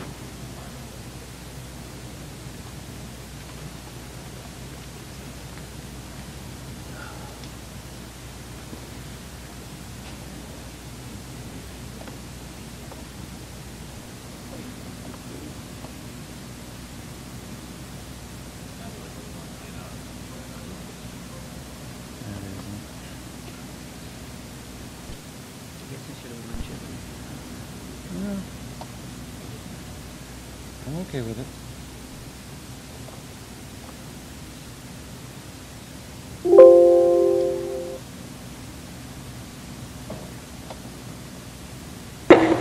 Hi there, I'm Connor. I graduated from Blue Oak in 2011. And I'm Lucy. I graduated in 2013. Right now we're down in UC Berkeley. Hi there, I'm Connor. I graduated from Blue Oak in 2011. And I'm Lucy. I graduated in 2013. Right now we're down in UC Berkeley, so we couldn't be here for the hearing, but we wanted to say a few words to advocate for Blue Oak. I'll actually be taking a physics midterm as we watch this. I'm down here studying neuroprosthetics and neuroscience. And I'm studying geology or geophysics maybe, looking at applying science to the real world. Second semester, you don't have to know quite yet. Nope. I'm really grateful that Blue Oak fostered such a continued curiosity in the world around me and allowed me to gain the skills to pick up new skills as I move into new disciplines and new fields. And I'm really grateful for the balance Blue Oak had between pushing me past where I thought I could achieve and still giving me a place where I could achieve, and also giving me a nurturing community that kind of held me and gave me a supported childhood that I think a lot of people don't get today. And that community is still viable into the future, into the current day, and I still have these amazing relationships with my teachers and with my peers from back in Blue Oak.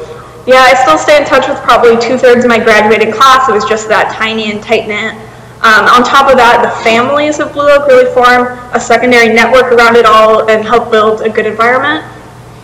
Yeah, and having the tools and the support to thrive in both the original, in both the home environment and stepping out into the rest of the world has been really, really beneficial. So we're just kind of hoping that you can continue to supply these resources to the school, which has done a lot for us and a lot for a lot of other people. We've been there basically since the beginning, so we've gotten to see it grow and change, and hope we get to watch it grow and change some more and be a good environment for even more kids. Thank you. Thank you.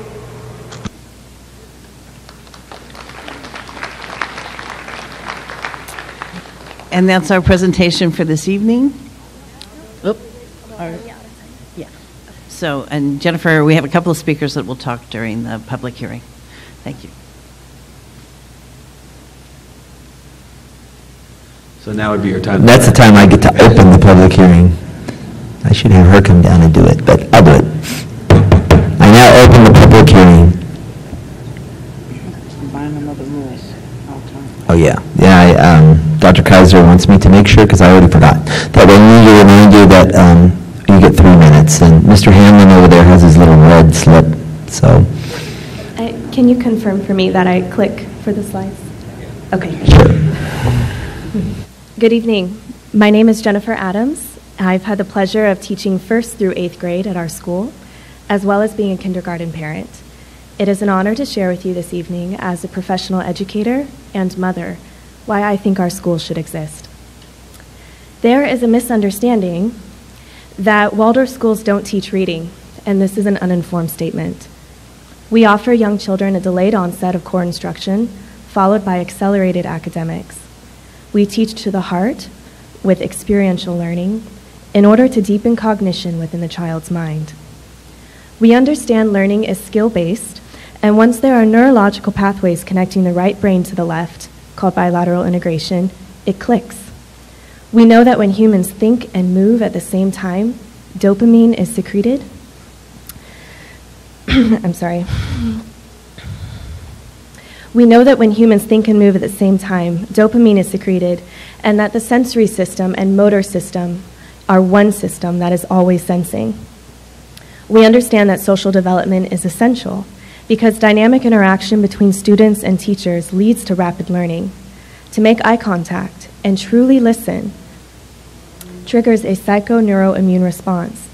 These are reasons why we value movement and social emotional wellness equally to academics. As Susan mentioned, this year we began a 3-year training through the California SUMS Initiative grant to establish systems of support for all children, moving from the RTI duality of behavior and academics to the MTSS triad of behavior, academics, and social emotional wellness. Waldorf Education has aspired to this vision for decades, and we are eager to be working with the Department of Education. Let us also consider the acronym STEM and how it is shifting to a newer model, STEAM: science, technology, engineering, art, and mathematics. There is recognition across the nation that dichotomies aren't helping us advance, and that separating the arts from the sciences is a short-sighted approach. The philosophy of humanism in the Renaissance era reminds us that a deep study of art makes the scientist better, and that a deep study of science makes the artist better. In Waldorf Education, the class teacher and children stand in the center of a revived liberal arts education, thematically creating balance in core subject instruction. Children today are craving to hear about the goodness of the world, the truth of our existence, and the beauty that can still be found despite all of the awful. The tradition of oral storytelling is the keystone to our pedagogy, the rationale being similar to an experience you might have reading a chapter book with a powerful story that resonated with you. This is because images were formed in your imagination. Your emotions were connected to the content, and these created long-term memories and affection for what you absorbed. It is the same for children when they receive Waldorf education. We want to continue providing families in the greater Chico area the right to attend a school that upholds the value of human connection more than a device. There is a healthy time and place, and our words are not yet. Not until their brains are developmentally ready. Let them knit, bake, work with wood, sculpt, paint, tend plants, and play instruments. Let there be a school where there is still universal access to these experiences on a weekly basis in our area. The grit of our grandparents has to be cultivated differently in the modern day classroom, and the practical arts are essential. I have just 2 more paragraphs. 1, 3. Okay, well, also on the rules, do we have others speaking on this item? Are you the only speaker? No, there's a guy back there. There's one more, okay. So finish your 2 paragraphs because there's 2, because we can go with that. Thank you. The new frontier that we are navigating is how to take the holistic education our students receive, which gradually includes screen time, and be able to prove to you their growth on a computer. We know it is easier for a child to learn a skill quickly and then quiz it on an app. But can they show what they've learned with their own 2 hands? Can they articulate it from one person to another? Can they make connections to the real world beyond the screen? This is the new frontier, huge technological advances and disconnection. Our test scores show that we need to continue to improve, and we are committed to improvement through data-driven decision-making and school-wide professional development. Our work as educators is moral at its core. Government-funded education is a service to the people, and we are responsible for educating the child as a whole human being. Reverence, courage, freedom, wisdom, and compassion are pillars of excellence in Waldorf education. Chico is renowned for providing one of the best credential programs in the state of California. Quality public education is what unites us in this room, and diversity in our community is how we get there. Thank you. Thank you very much.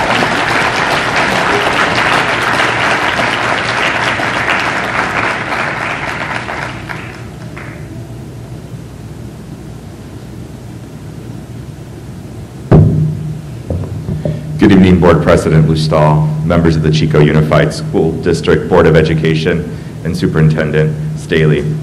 My name is Adolfo Mercado, and I work for the California Charter Schools Association, or CCSA, as a regional manager for Northern California. CCSA is a statewide, nonprofit, membership-based advocacy organization that supports California's high-quality charter school movement. Academic accountability is a key ingredient in the success of California's charter schools and the students they serve. CCSA is leading the way in accountability for charter schools by establishing clear and transparent academic performance expectations and providing resources to schools to foster a continuous cycle of improvement. Blue Oak Charter School meets the criteria for renewal under state law, and the school has exceeded CCSA's minimum criteria for renewal for this year after review by CCSA's academic performance team. I would like to recognize Susan Domingini, the interim executive director, who has worked closely with many of my colleagues at CCSA as she consistently and ardently strives to make Blue Oak a school community that best serves its students. I have had the privilege of visiting the school, and whether I view it through my current lens as a staff at CCSA or through my lens as a former school administrator, I have no doubt that this is a school community committed to student success. Also, I think the students from Blue Oak who shared a poem with us deserve a special round of applause for their awesome patience.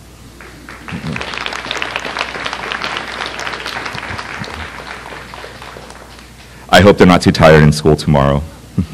Lastly, without reservation, I urge the board to renew Blue Oak Charter School. Thank you. Thank you very much.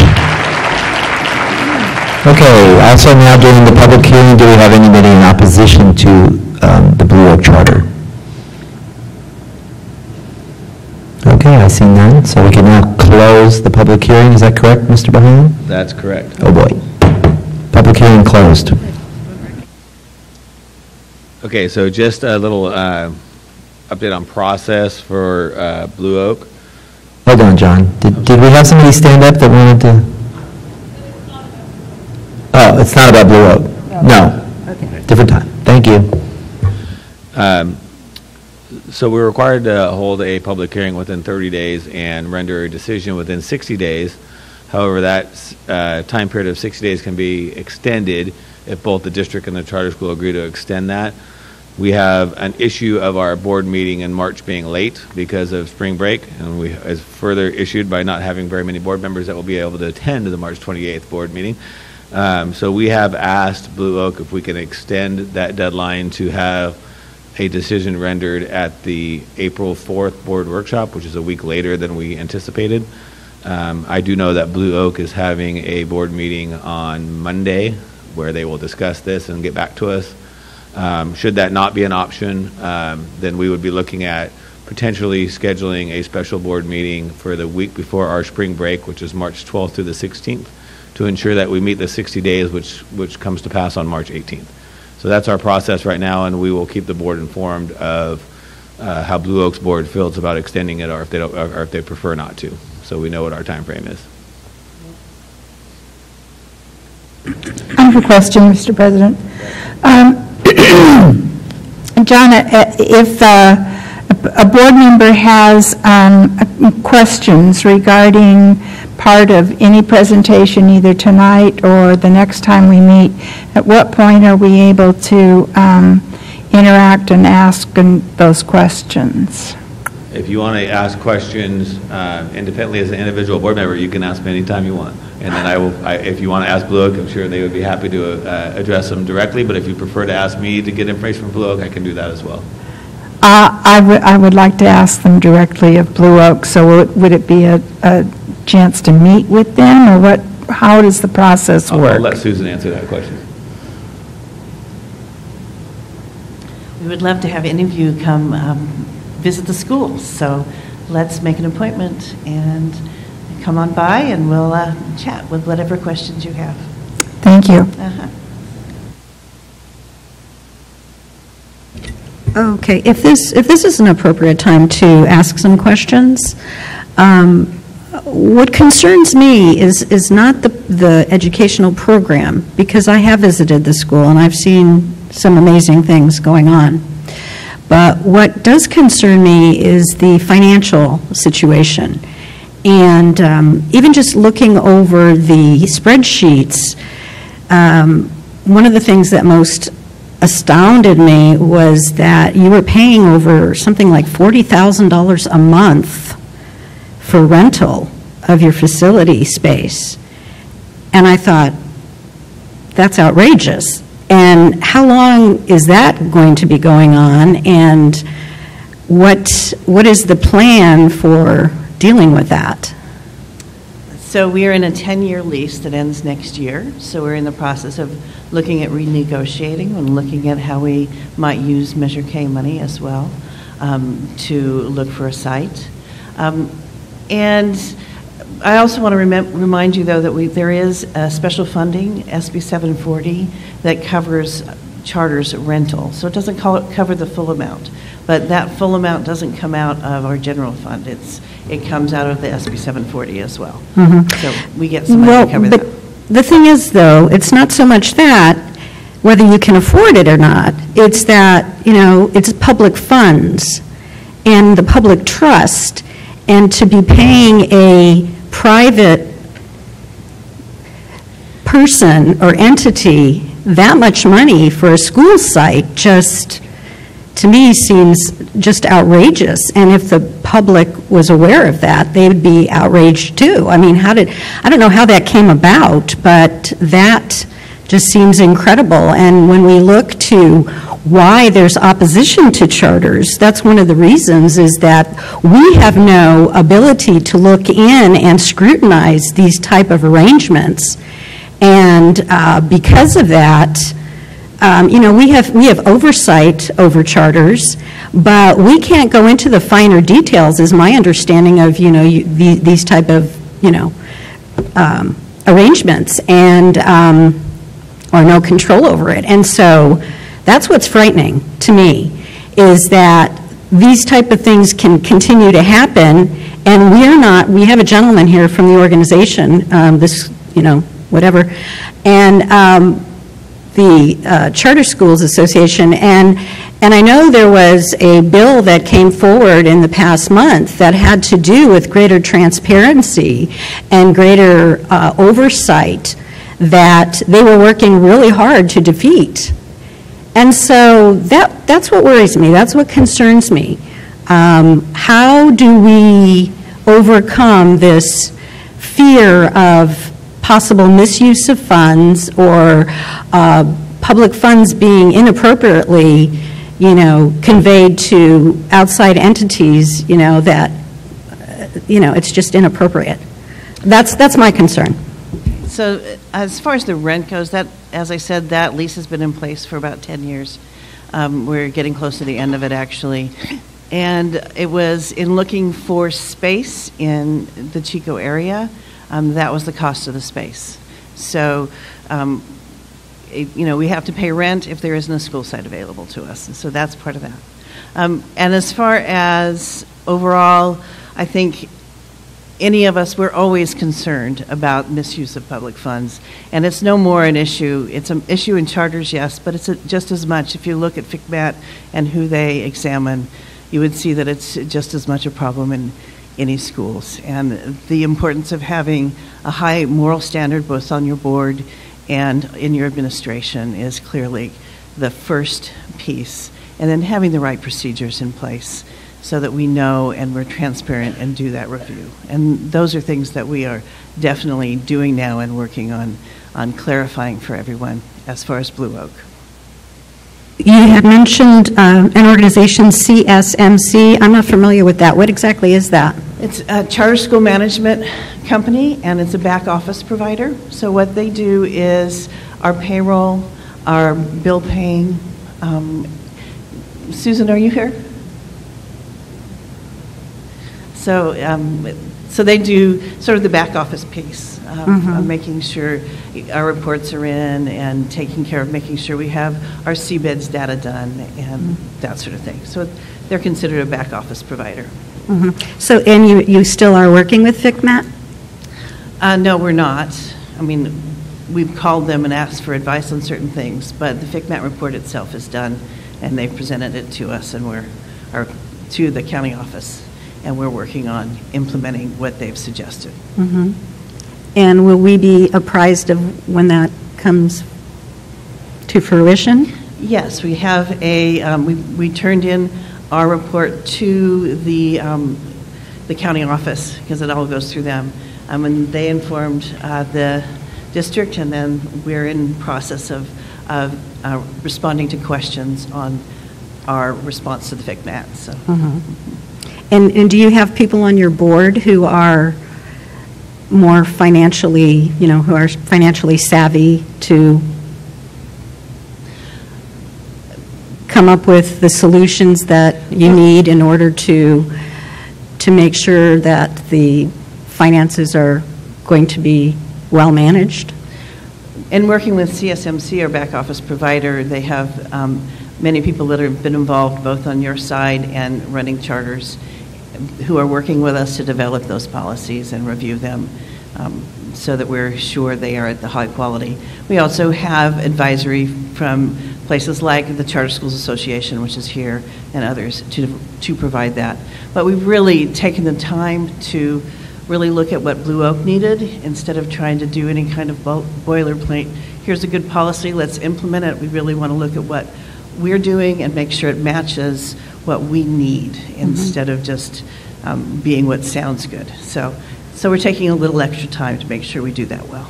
Yeah, because what you said it yourself that, trust is what's ultimately needing to be rebuilt. Yes, you're right. And because the district was also affected, I understand financially, because payments were not being made to the district and in a timely way. And that, of course, affects us as well. So, And that is all currently up to date. Yeah, that's great. Okay, thank you very much. You're welcome. Yeah. Yes, Ms. Bennett, thank you. I realize my two questions are very appropriate for tonight's discussion and are questions that I'd like to have answered so that the entire board can hear them. My concerns were in part of your report, in the supplemental report under concerns, it indicated that your suspension rates were higher than the district's suspension rate, and noted that in 16-17 you had a total of 88 suspensions during the school year for such a small student population. And yet this year you've had only 14 to date, which is a rather significant reduction. My question is, has your criteria changed? What happened between 88 suspensions last year and 14 this year? So I will talk about the truly high-quality behavior leadership team we have and the work that they're doing. We have a behaviorist, Amber Bass, who was trained in Nurtured Heart, and also a licensed clinical social worker, both of who work directly and daily with the behavior. We worked at the beginning of the year to really act quickly on the needs of students before they moved up to the level of a suspension, so we're truly working on lower level behaviors rather than waiting until they get to the level of a suspension to deal with that. We also have a team that works directly with teachers and families.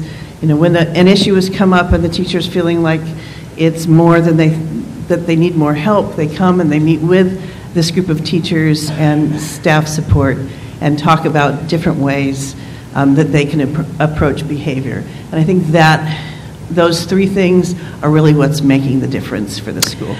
If you could, what types of behaviors are now resulting in suspension? Where's your cutoff? What's your criteria? Where are you suspending under what of the, I believe there are 5 Ed Code provisions for suspension? What are you using? We use the Ed Code suspension. Right, but so things that we see, for example, hitting,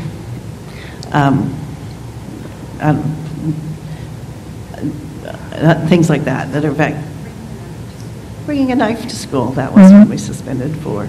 So those sorts of things, the things that are in Ed Code are the same things we suspend. We did not change what we suspend for from last year. I'll make that very clear. We did not change that whatsoever. What we're doing is being more aware of students with behavior issues earlier before they get to that point, so that we can begin with a pushing in line, for example, start to looking at that child that is acting out a little bit in line and figuring out how we're going to address that before it becomes something more serious. okay, on the issue, the next, whoops, I love technology.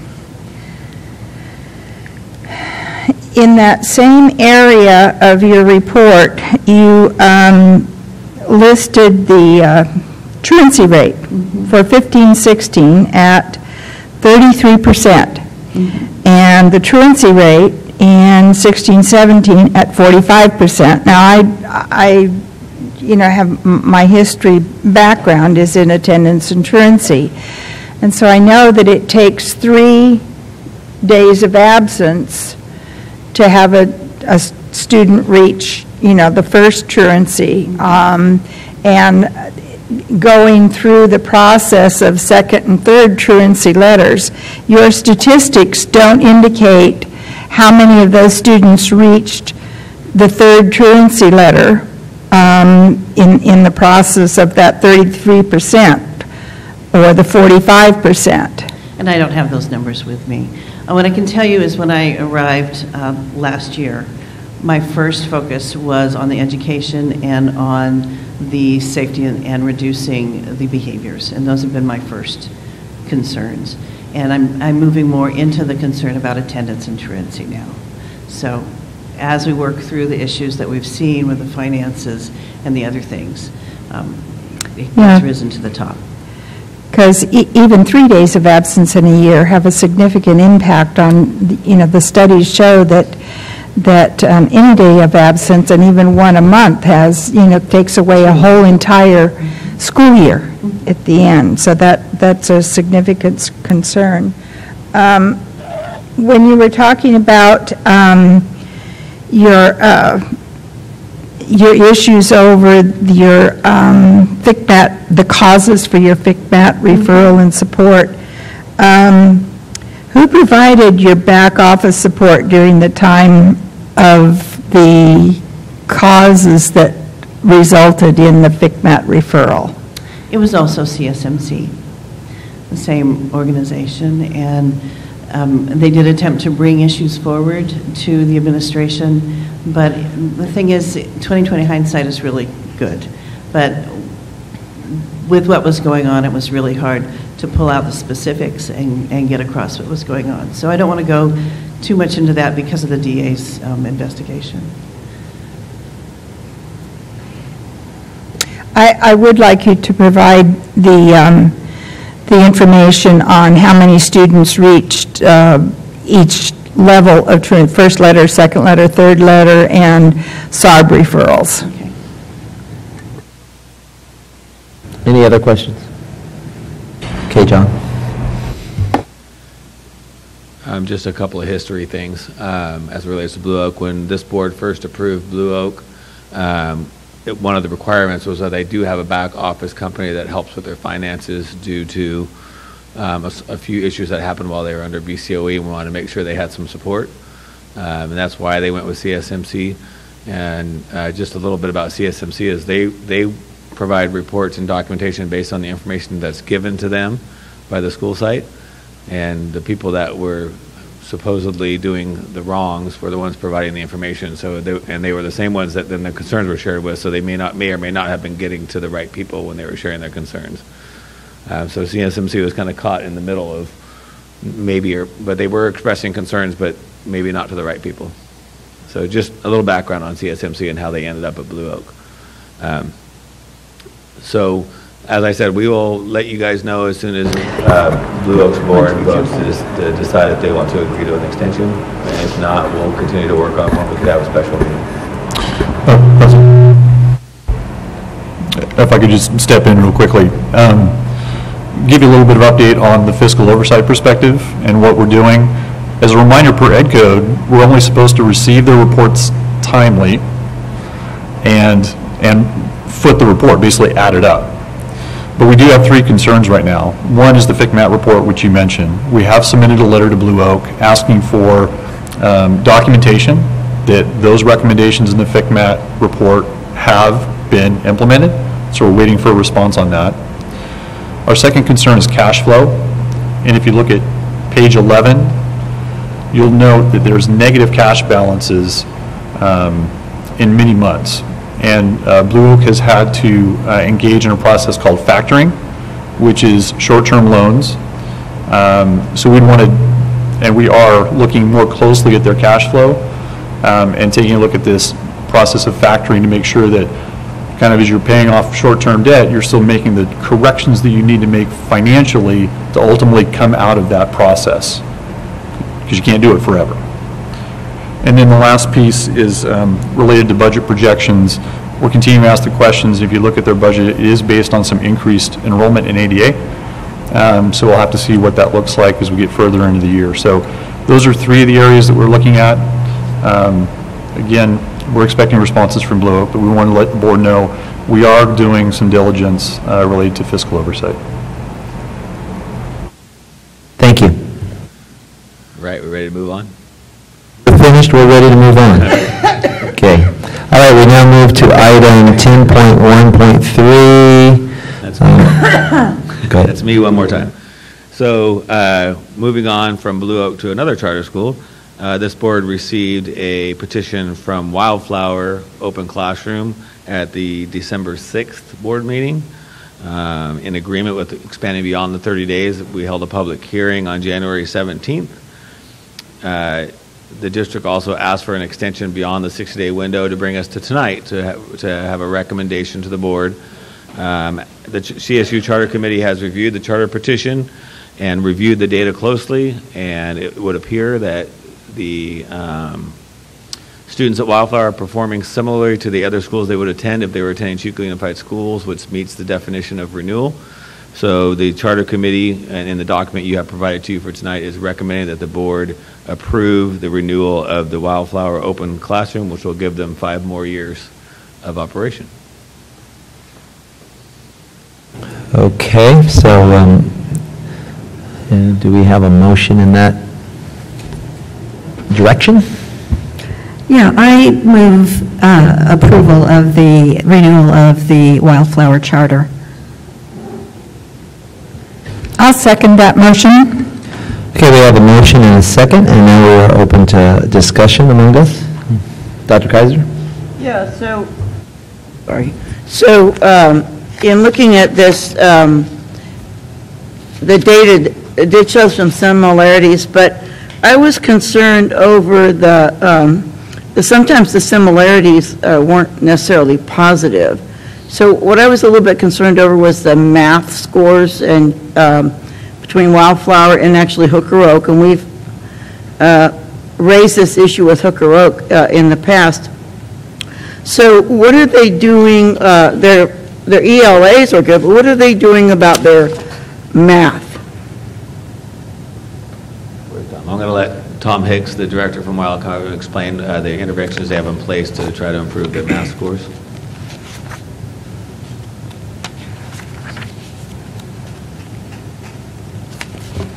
Good evening. A couple of things I think that we're doing. One I talked about when we talked about when we gave our presentation at our hearing about a month ago. One of the things we've done is we worked closely with Chico State on the California Math Project to provide professional development for our staff and also to try to help align our curriculum to the Common Core standards. And I think that was highly beneficial. We talked about that, like I said, a month ago. Highly beneficial for our staff and our school. The other thing that I think that we've done is we adopted everyday math Common Core standards, which is we did that about a year and a half, 2 years ago. And I think that that's going to aid in the strengthening of our math scores too. It's important to us that we improve. Yeah.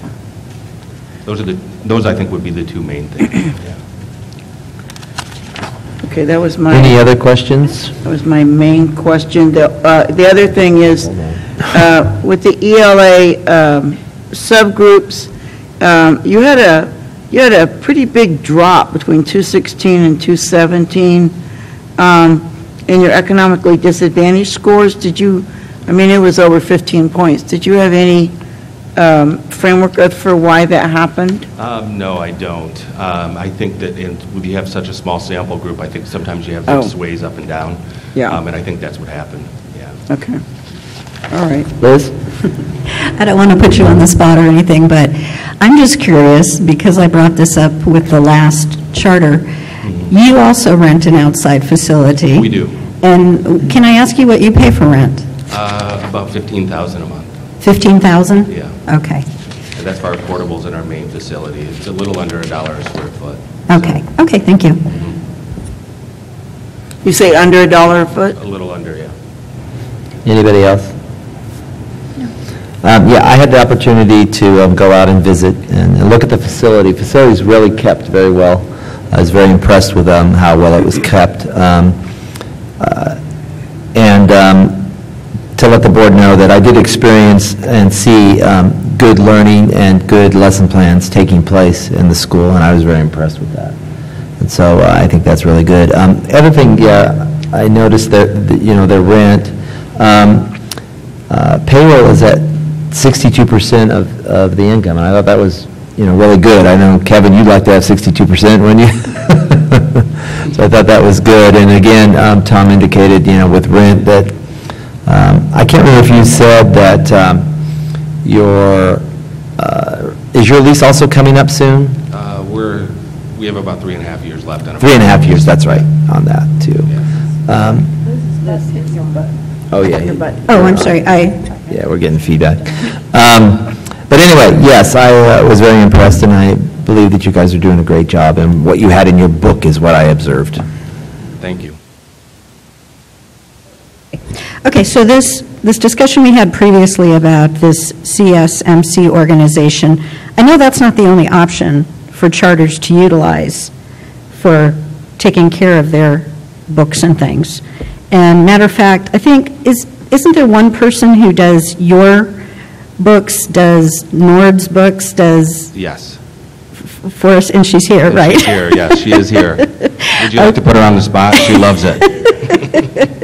No, Lisa Spiegel is her name. Lisa, right.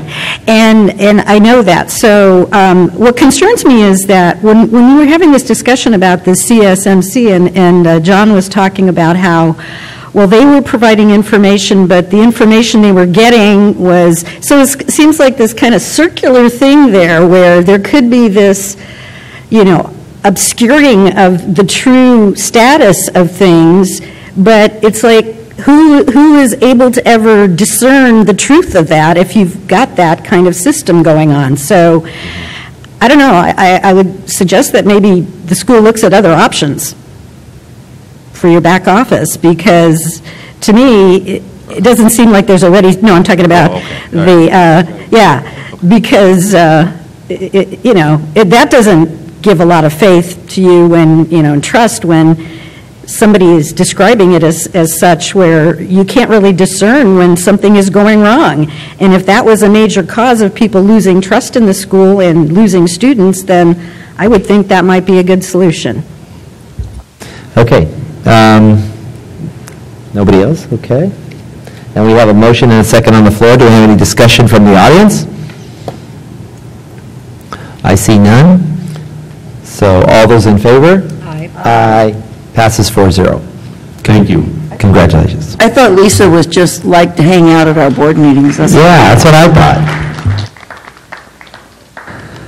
Okay, now we move on to item 10.1.4. And Jay, I believe you have that? Come on down.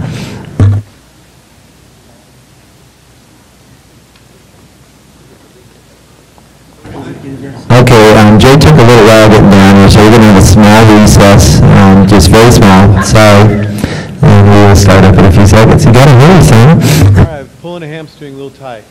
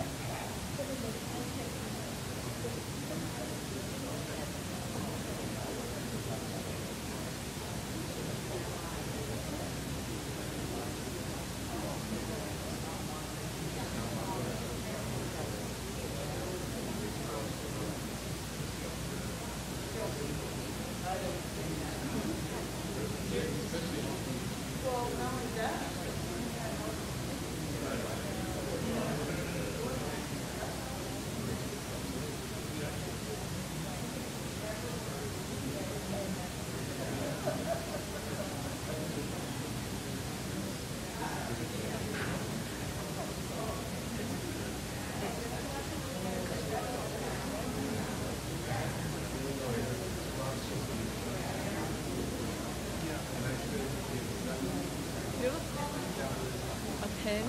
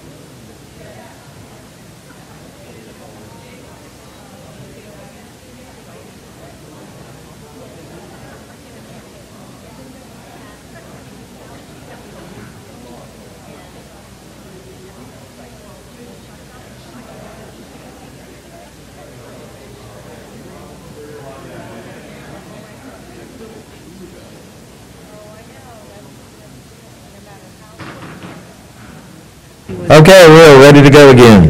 Look at that, he moved a lot quicker that time. That hammy must be feeling better. It's probably so cold in here that it's easy to pull a hammy, right, Patrick? Everybody awake. Everybody awake. Like casino. Okay, we're back. Jay told me. And that's just Show the because, pictures. yeah, never mind. Okay. Spectator policy? Okay, so Mr. Shepard and I and Mr. Beebe started having this conversation earlier in the year. It kind of just stemmed off the athlete committee that they started years ago about how we wanted our athletes to perform, how we wanted them to act. And an athlete committee is much more than that and how we want them to prepare. But we thought, what's our next steps? It's been a pretty positive role for our campuses with our athlete committee. What could we do next that's going to make our games even more positive? So one of the things we talked about, what we could do for spectators, and if we had a situation that we had to deal with, we really didn't have anything in our policy to address if a spectator was using inappropriate language or not at one of our contests in a positive manner. So we started looking at different districts and what they were doing up and down the state. We were able to use some of their language.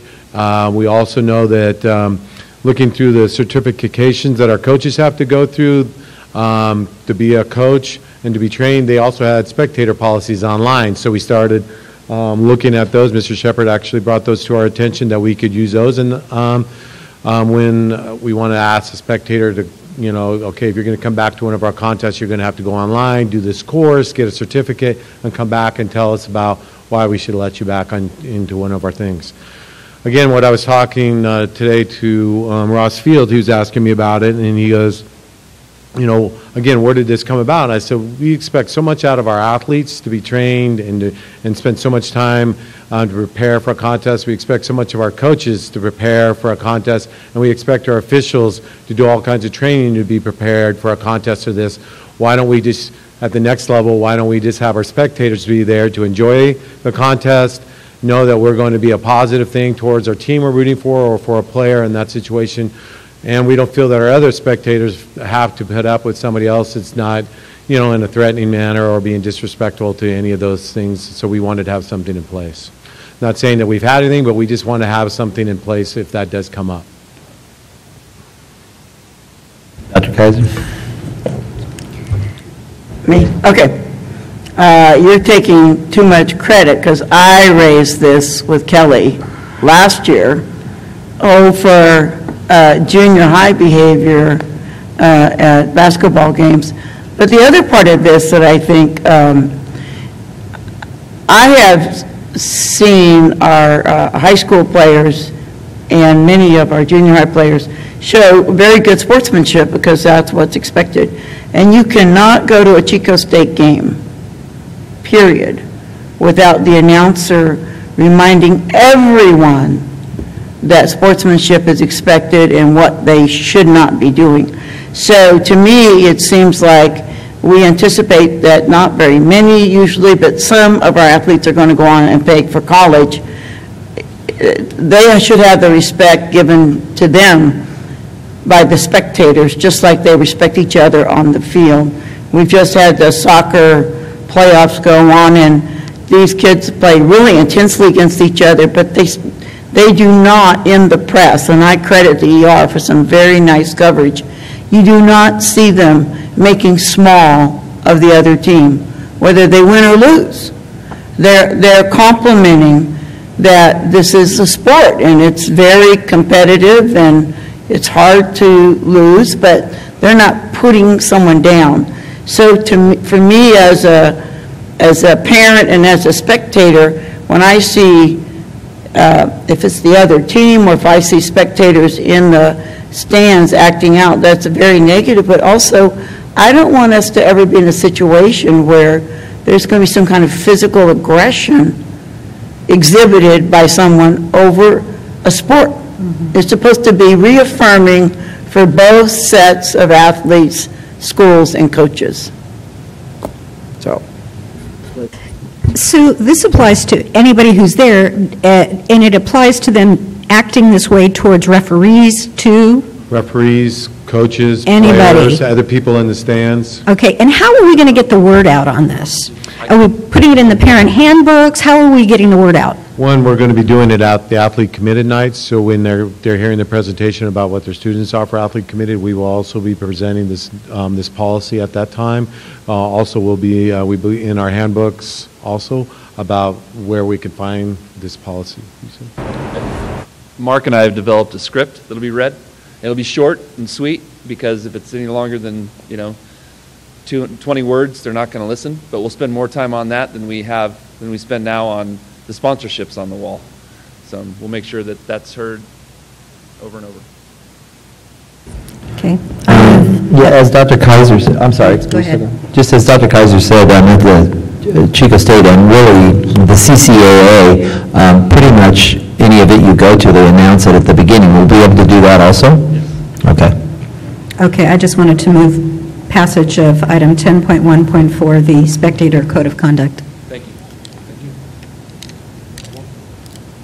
I'll second that motion. Okay, motion's been made in second. Do we have any other discussion among the board? I just have a Dr. Kaiser? Guys, hey, you with the hurt legs and you with the red truck and you with the, I don't remember what. She's calling you back. Yeah.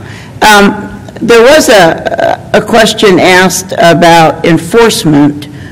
This was an exchange, and the answer I got was that the referees were in place to be able to enforce it. Not our policy. Referees have their own ability if a fan is intimidating or being unruly to throw, or ask the administration to throw somebody out, not because of our policy, but they have that right at any time. Mr. Bowman, am I correct on that? Yeah, speaking as an official, there's always an administrator in the gym. We always look towards that administrator to handle any of the issues off court. Frankly, we handle the game, but if we have an issue off court, we look for the administrator and allow them to handle it. So if it's quote unquote not at a court, football games, I mean, I haven't seen much, but there's usually an administrator. But the other side of this I wondered is, what about junior high events that are happening on our facilities, but you guys are nowhere to be seen?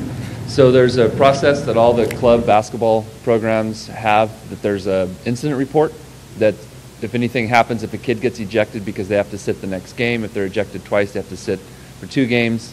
So that whole process is already in place with all the club environments that we have. I'm thinking about complete coverage. I don't know if this covers a band concert, but there would be somebody there who could fill out a report. So any kind of incident like that requires a report. It's much more mandated at the CIF level, but all the club organizations have an incident report. And Kathy, being a former junior high principal, we would get reports from the club basketball if there was a fan that was a parent that I could address and that kind of thing. But now if we have this policy in place, then again we can enforce that as a junior high administrator. And the club sports are another thing that Mr. Bolton and Mr. Hanlon and I have recently been talking about it. What we're going to be possibly, if we're going to make any changes in the future to that. But at this time, the club presidents, and we can now actually go to their club boards, because they have board for every one of the club teams. We can give them the policy also that they could follow, and then know that this is in place, and that they could go to our administrator to let them know if a parent has been unruly. I've seen this policy before in my other systems, and one of the most powerful things is when you put that parent in front of you, or you put that spectator in front of you 2 days or a day after the incident, 9.9 times out of the 10, they're absolutely embarrassed and ashamed of their behavior. And so that's the powerful moment.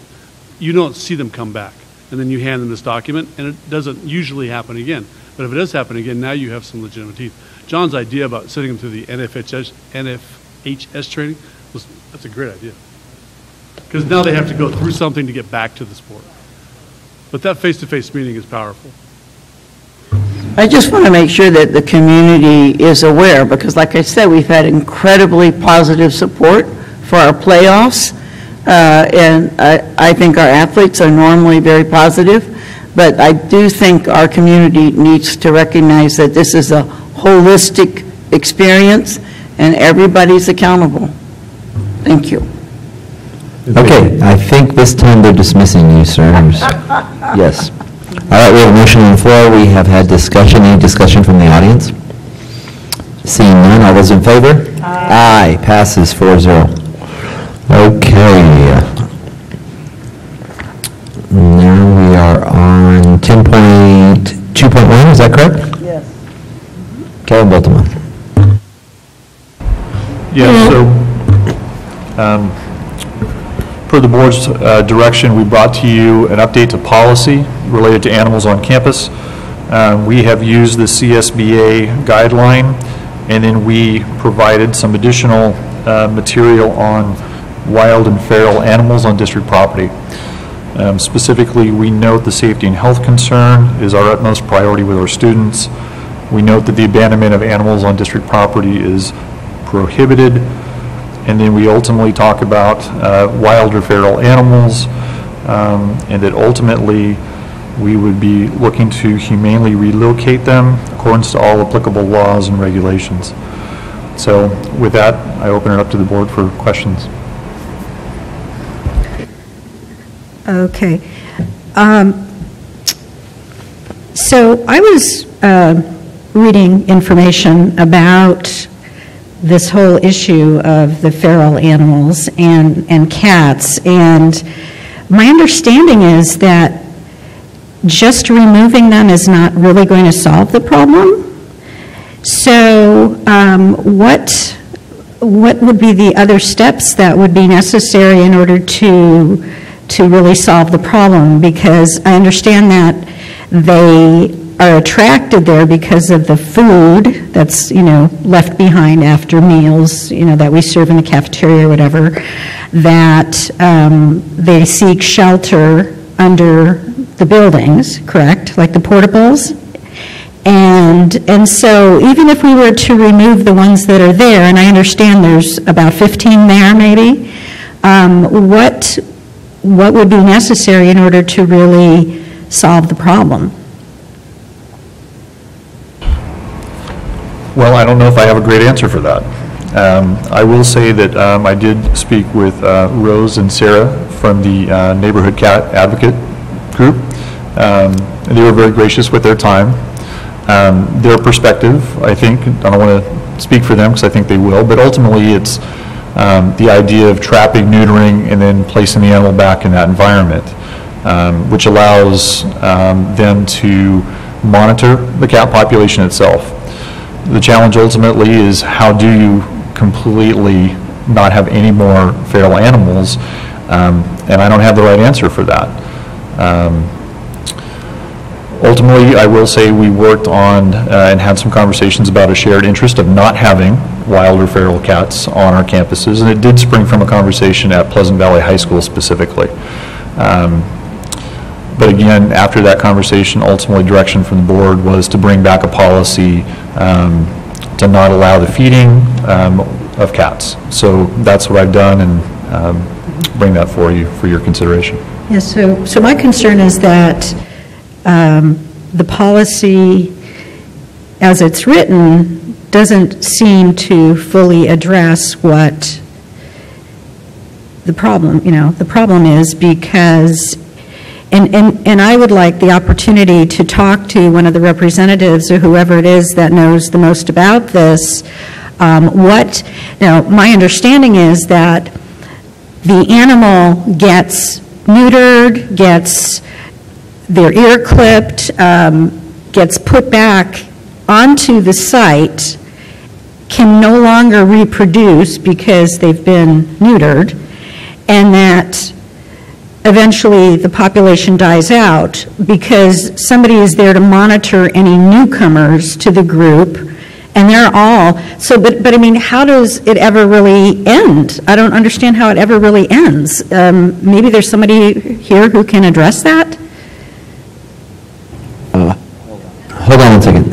Kathy's going to make a motion. Yeah, I want to move 10.2.1, so we're actually in formal discussion. I'll second that motion. Okay, motion's been made in second. Any other discussion among us right now before we call some people forward? I have some questions. Okay, go ahead. I do know that the cat urine and stuff underneath some of the buildings gets to be a real problem. Why do we have spaces under our buildings that animals can go into, including skunks and other critters? I think the biggest challenge was portable classrooms, relocatable classrooms. I know there was a much larger problem at Pleasant Valley specifically when there were portable classrooms.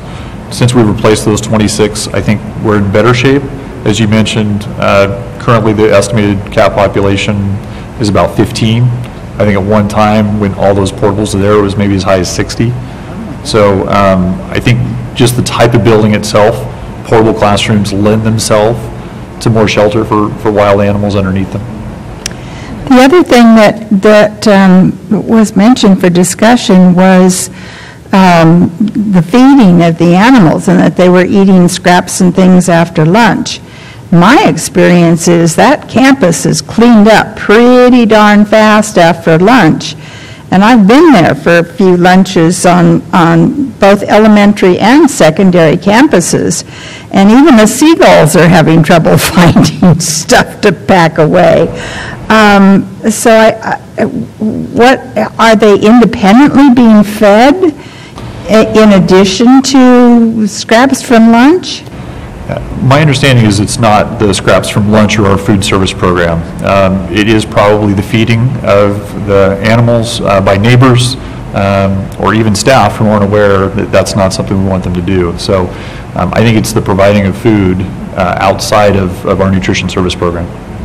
But I thought it was also that part of the representatives of this group are providing food, that was correct. That was part of it. Yes. So, but even if they were to stop, if no more interventions occurred, would we have the ability to maybe implement some of these things like Eileen mentioned, maybe doing something so that space is inaccessible, making sure that if there is food that attracts animals to the site, that it's put in the dumpsters in such a way that they're, locked down or something. I mean, is it feasible to actually do that? So say, for example, if this organization were to move the animals, off the site, and, could we implement something so they wouldn't return? We could certainly try our best to make sure there's no places that those animals could try and come back. I think it's always going to be a challenge, and just you have an open campus that you may have animals coming into that space, but we could do everything we could to try and limit sheltered areas where those animals might congregate. Mm-hmm. Okay. Anyhow, I would the experts. Okay. Do you have anything else? Yes, I had one other thing, because, cats particularly are nocturnal. I mean, they're out running around at night, and there's no food unless they're being fed at night. The campus has been cleaned, custodians have cleaned up. There's not an invitation to remain, because that's, the kitties are out prowling at night. Dr. Kaiser? So, before my truck blew up a couple weeks ago, and I was having, actually my van had this issue too, so you go to your mechanic and they go, don't you have any cats? Because what was going on in the cold weather is the rodents were going up and eating the wiring inside the vehicles. And it's a pretty common problem. But the second part of that, of course, is they said, well, if you stopped feeding the cats, they would go get the rodents. And so the context of this is cats are extremely adaptable to what they use as a food source. So I don't think there's a 100% answer. You know, we have found cats buried with people on Cyprus, and between Cyprus and the continent is quite a bit of water. They didn't swim. The emergence of cats happened to parallel the emergence of a particular rodent that liked to eat stored grain. I.e., we stored it, they came. So I think that, you know, this is a reasonable policy because truly we can't encourage a situation in which staff or students might be at risk. So.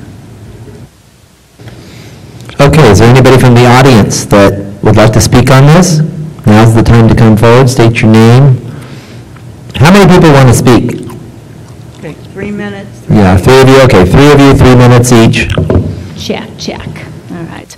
My name is Shelley Rogers. I am a board member and a volunteer with Neighborhood Cat Advocates. I also worked for Chico Unified for 16 years, and I'm going to do my best in 3 minutes to tell you why the most effective, humane way to deal with these cats is trap, spay, neuter, and return.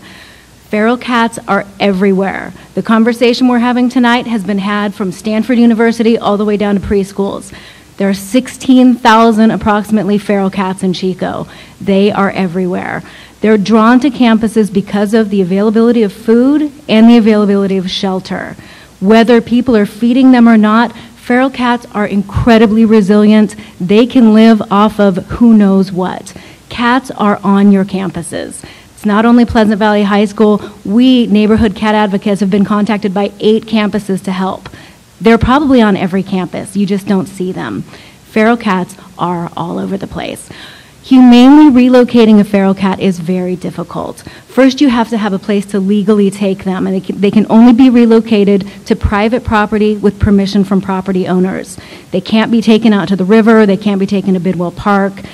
Terrible repercussions on the ecosystem, and it's abandonment of an animal. It's illegal. So when you do find a place where you can legally take a feral cat, they need a caretaker. It is a myth that feral cats can survive by eating rodents and birds. They need somebody to feed them. They also need shelter in the form of a barn or an outbuilding. Even if you find a place to legally relocate the cat, to just open up the trap and let the cat out into the field, it's going to die from starvation, exposure, or attack by a predator. We, Neighborhood Cat Advocates, we do not relocate cats because we have nowhere to take them. You've probably discovered there are not a lot of resources for feral cats in Chico. We are about the only game in town. And what we do, our goal is the same as yours. We want to reduce and eventually end the population of feral cats on campuses. So when we trap, spay, neuter, and return, new cats will come into the colonies, but the cats will die out faster than new cats are coming in. One of my fellow volunteers will speak more specifically about PV, but we've seen that colony reduce in size tremendously. Other schools' colonies are reducing in size as well. Our ultimate goal and our hope is that we can work with you to come up with a policy that is humane and will work. What you will do by trapping and relocating is get yourself into a never-ending cycle of trapping, relocating, trying to find somewhere to put the cats, where someone will take care of them, where they can go legally, and it will never end. With our help, we hope that we can one day end the population of feral cats on campuses, but trapping and relocating is not the way to do it. 3 minutes, okay. Does anybody have any questions for me?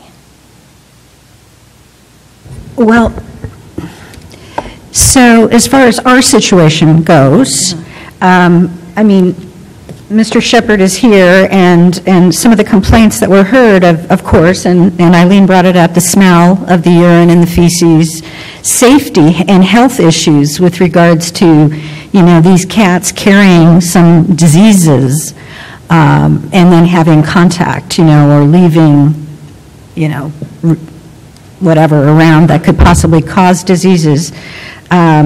Fleas being transmitted and taking over in the classroom. So this is actually affecting the health of our students now that, you know, we're entrusted to, you know, protect.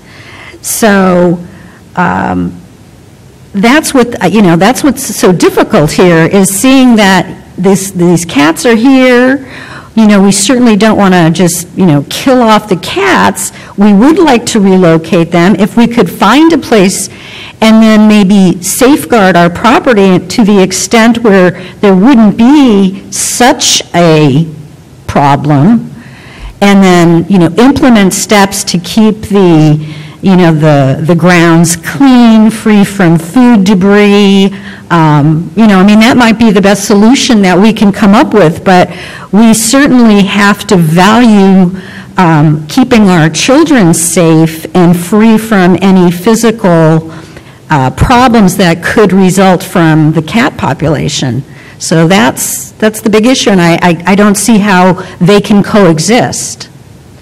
Well, the cats will be there whether they're going to be relocated or not. Once they're relocated, new cats will come in. I just guarantee it. This is a conversation that we have with many people who contact us. It's homeowners, businesses. They say these cats are spraying, they have fleas. We don't want them here. We also don't want them there. They don't have a great life. They have a really short lifespan. Feral cats have difficult lives. We want to end their overpopulation. And the only way that we've found to effectively and humanely do that, it takes time, and that's a drag, because yes, they're spraying and they're pooping and they have fleas and they're not pleasant to have around, but trapping and relocating is not going to make them go away. So the problem will still exist and may even get worse. Cats are very prolific reproducers. So is there any way we can mitigate the effects, the impacts of these animals? Anybody who knew how to do that with feral cats would make millions of dollars, because they're just a problem nationwide. I don't know how to say it any better than that. They're everywhere. The Humane Society estimates there's one feral or unowned cat for every 6 people in suburban populations. That's 16,000 cats in Chico. We have spayed and neutered 5,000 in the last 5 years. We pay for all of that. We raise money through Paw Prints Thrift Store, and it's never ending. I don't think nobody really knows how to immediately end feral cat colonies. For decades, the accepted solution was to trap them and euthanize them, which is something you could do, but the numbers never decreased. The shelter was euthanizing, 1,700 to 2,000 cats every single year, and that number never went down. Mm-hmm. They're out there. Well, and it seems to me that from what you're describing too, the fact that the neutering process really has to be in place. Yes. And unless you are capturing them and neutering them, the populations are never going to decline, because if you just leave them out in the wild to run around or whatever, if you don't have that, then their population will explode. Right. Yeah. So I wish I had some great solution for you. Feral cats are out there. We want to help. Please let us help. We will do all of this by volunteers. We don't charge anything. We're out there doing the work, but we can't do the work unless we have permission to. Thank you. All right. Anybody else who would like to speak on this? Come on forward.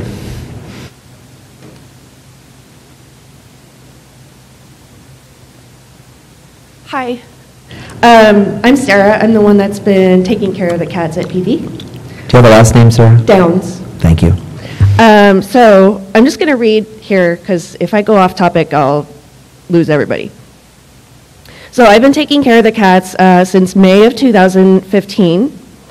On January 21st, 2014, we received a call from a teacher at PV High School requesting our help with the feral cat population. We had a contract prepared which stated the cats would be trapped, spayed, neutered, vaccinated for rabies, and returned. So everybody is vaccinated and tested for diseases. This is the same contract everyone signs when we agree to trap for them. This contract was signed by the vice principal at PV. Generally, the care of the cats is agreed to remain with the property owner, but we agreed to take care of and continue to monitor the colony so the school staff and students would not have to. So a member of the community took care of the cats initially, and in May of 2015, I took over when the person moved out of state. When we were asked to trap the cats at PV, we trapped a whopping 55 cats. Currently, there are only around 12 to 15. I do a head count every day. As I care of the cats every day, I know each cat as an individual. Any new cats have been trapped and spayed or neutered and vaccinated for rabies and tested. Any kittens have been pulled from the colony and adopted out. And any sick or injured cats have been trapped and euthanized. I've done that twice. It's not fun. I take the monitoring and control of these cats very seriously. I did not know there was an issue with these cats until I received the call that the cats were going to be trapped and relocated. Shortly after that, the food and water bowls were thrown out, and the bedding that I did not set up was tossed out. Finally, the key to the gate where the welding yard, where the cats generally hang out, was changed, and I no longer had access to care for or monitor the cats. Against our agreement with the administration at the school, I am no longer able to trap any new cats or any cats requiring medical attention. Currently, there are 4 cats that I can identify that need to be trapped, or any day now they're going to start reproducing, or probably already are.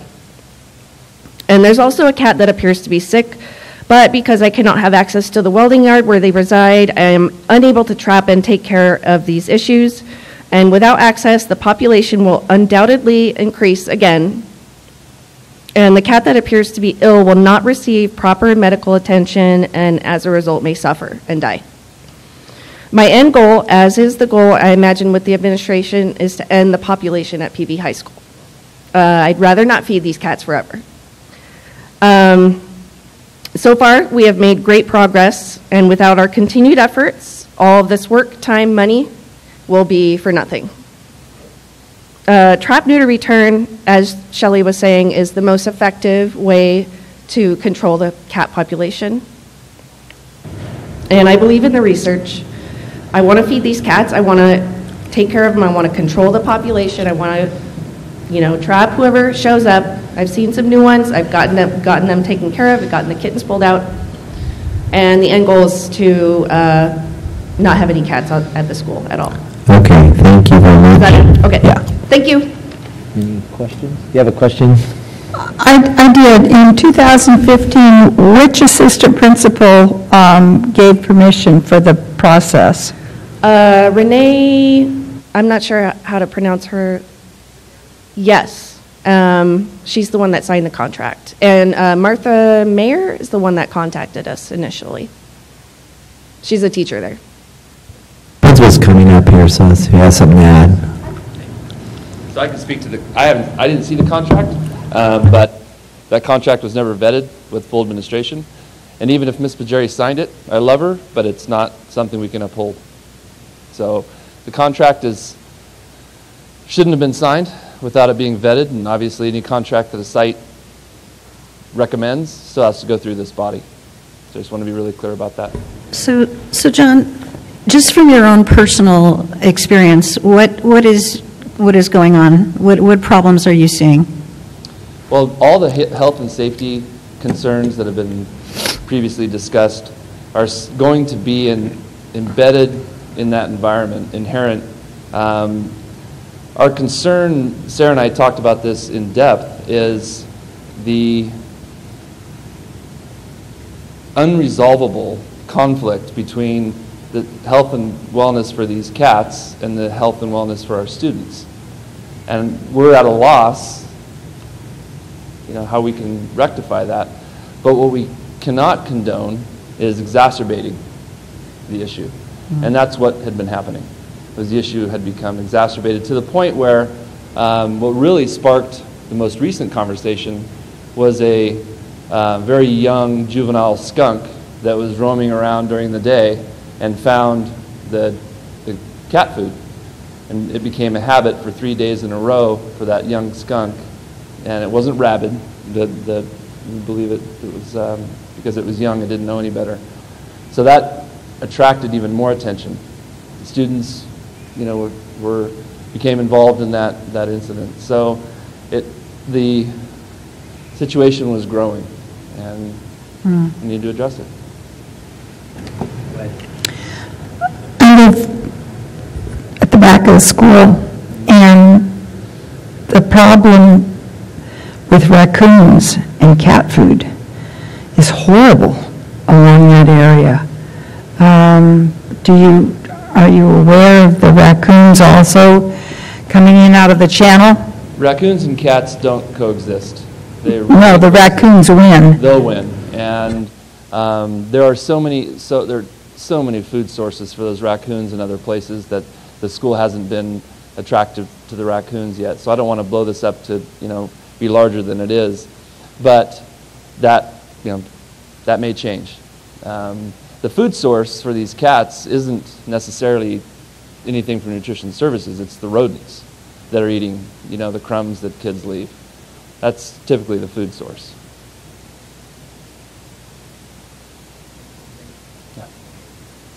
So just as a personal story, so I've worked with Neighborhood Cats Association because I had a young teenage male that got thrown out of somebody's house or somebody's car or whatever. Anyway, who I fed for a little while, then he left and came back with his wife and his 3 kids, and pretty soon there were a lot of cats. So they did trap them, they did neuter them, and they did give them the shots. Now, I'm a private homeowner with a organic garden, so they could come back to my property, and they have, and they're extremely fat and happy. However, that's because I, a private homeowner, can make that decision. I think here the situation is, and I'm not disputing the reality is the numbers are probably going to grow back. But the context of it is, I don't think that we as a public agency can encourage that framework. If somebody in the neighborhood would let them be fed at their house or something like that. But I think that's the problem we run into is that, and I even got a little pushback from my neighbors who wanted to complain about them peeing in their yard or whatever. I will say I don't have any gophers, which is a really nice thing. But the context of this is, I think we're just caught in that dilemma between public and private. And as a public agency, we have to look after the students and our staff. Okay, but if this is not the solution, it's like if best practices say that the solution is, that what we're doing is not the solution, we have to find an alternative method. So another idea I thought was, if we made it, okay, they're obviously in a location that's a bad location relative to where the students are. Is there a possibility they could be relocated somewhere else, like out in a shelter of some kind out in the field or someplace, where they wouldn't have the contact with the students and they wouldn't affect the campus in the same way? Is that a possibility? I think it would be hard, even though we're 42 acres, to identify a location that isn't going to have student contact or staff contact. There are some ideal, if we have to maintain a cat population, there are better places than the manufacturing lab, for that to happen out by the JV baseball field or, in the southwest corner. I think this comes back to the big question, as a public agency, are we going to exacerbate and propagate an issue? But see, I don't think that's what's going on. I think that this is just nature happening. This is, these animals are coming and they're doing this, and it's a natural process. It's not that, these folks invited them on campus and that they're perpetuating it, because what they're doing is their best to eradicate it by the best practices that exist for coping with this type of issue. And so if we just do what, okay, let's move them all off campus, let's trap them, let's get rid of them, they're still going to be coming back. There's still going to be cats coming back on campus because nothing has happened to make them not come. They're still going to seek out, because that's part of their nature, they're going to seek out whatever places they've been seeking out, and it's still going to be a problem. So what I'm saying is, if they've established themselves in this lab, in this location, can they go to another location?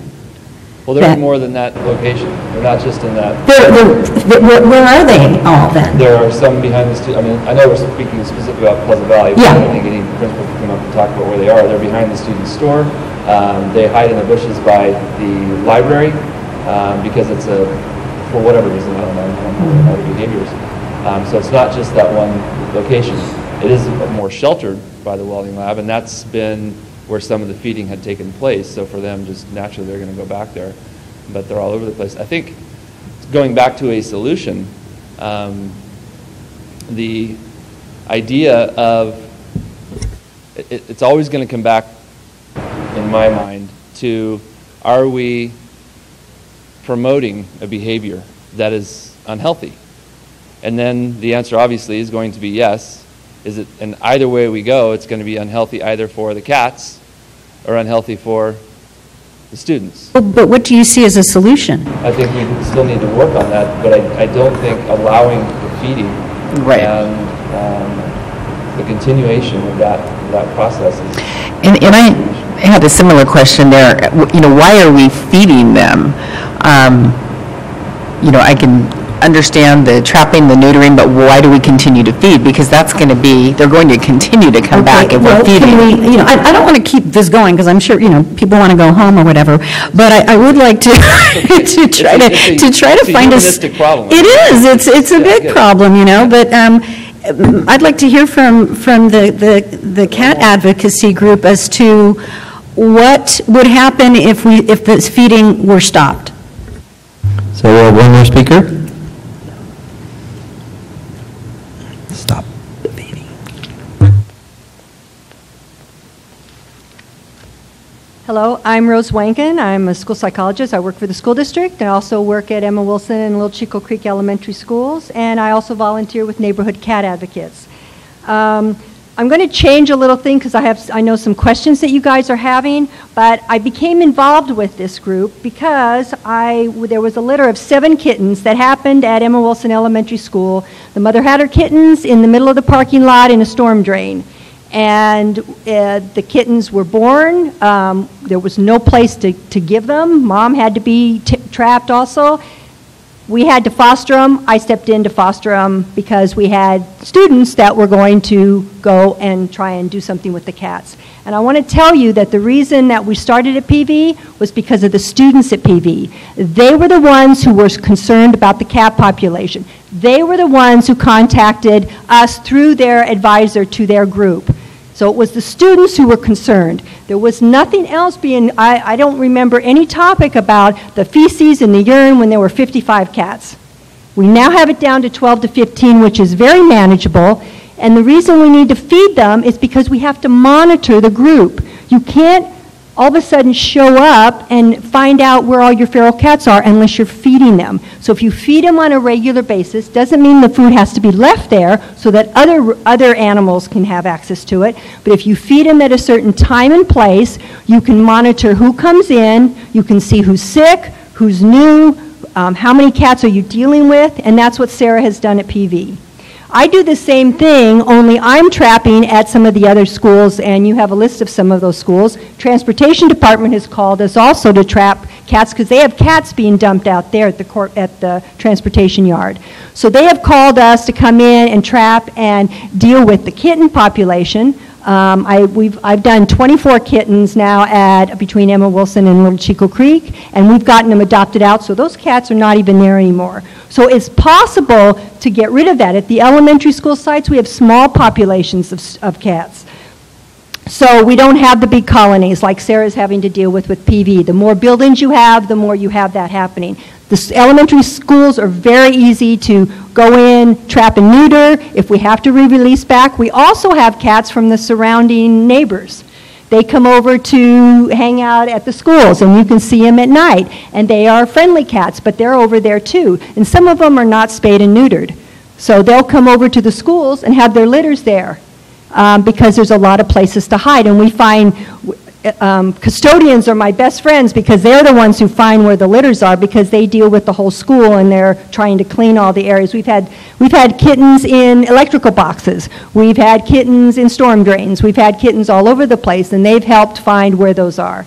So custodians are great. When I trap, I always work with the custodian at the school so that it doesn't interfere with their job, and we can trap before 6 a.m. in the morning or after 8 p.m. at night. So those are the things that we tend to do. But feeding is a critical part to monitoring that colony. That if we don't do that, we will not know who are the cats that all of a sudden are not neutered and spayed. Because the only time is like you're saying, they come out at night.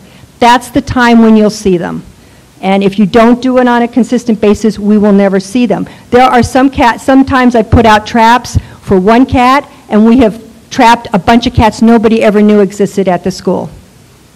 Okay, thank you. Any questions for her? Okay, one possible solution or something that what you mentioned, and I've thought about this before, I actually mentioned this to Ms. Staley, is if there was a way, you mentioned how the students were concerned and the students brought this to your attention, and I thought this, because I'm being educated on this, I learned a lot from what Shelley shared. That this could be a real learning experience and it could be an opportunity for students to take part in the solution to this problem. And I was trying to think, that's one of the big things we now is have like project-based learning and problem solving. And this looks like kind of a problem that would be a good one because they're actually involved in this. So if there was a way that we could set up some parameters to working on this project to get rid of, our objectives are the same, don't we're all working towards the same goal. Isn't that what we had all the training for with the people in our employee groups? Aren't we supposed to try to find a consensus and things that we both are working towards, that we share similar goals? And it sounds to me like we have similar goals. It's just how do we implement it? Mr. Shepard wants, safety for his students. You want, a humane solution, but you want the cats to be gone. It's not like you want to perpetuate the community. And I think that something could be worked out. It's just a matter of, it's not going to be a quick and easy solution. It's not going to be, let's just get the cats out of there, because that's not going to solve the problem. Yeah, we'd love to work with you. We'd love to have you maybe table this policy and get some people together. We'd love to work with whoever in the district to come up with a policy that would actually work and that would satisfy, like Mr. Shepard's concerns about safety and health, and also being able to do it in such a way that decreases the population to zero. I would love to do that. And I would like to see it be a learning opportunity and experience to incorporate a project with the students to take part in that. Right. And it could not only be just at PV, it could be at some of these other school sites. Well, and PV did, those students that contacted us first, they did have fundraisers. They did a couple fundraisers to give us money so that we could feed the cats. That was what they did. So they were trying to help also.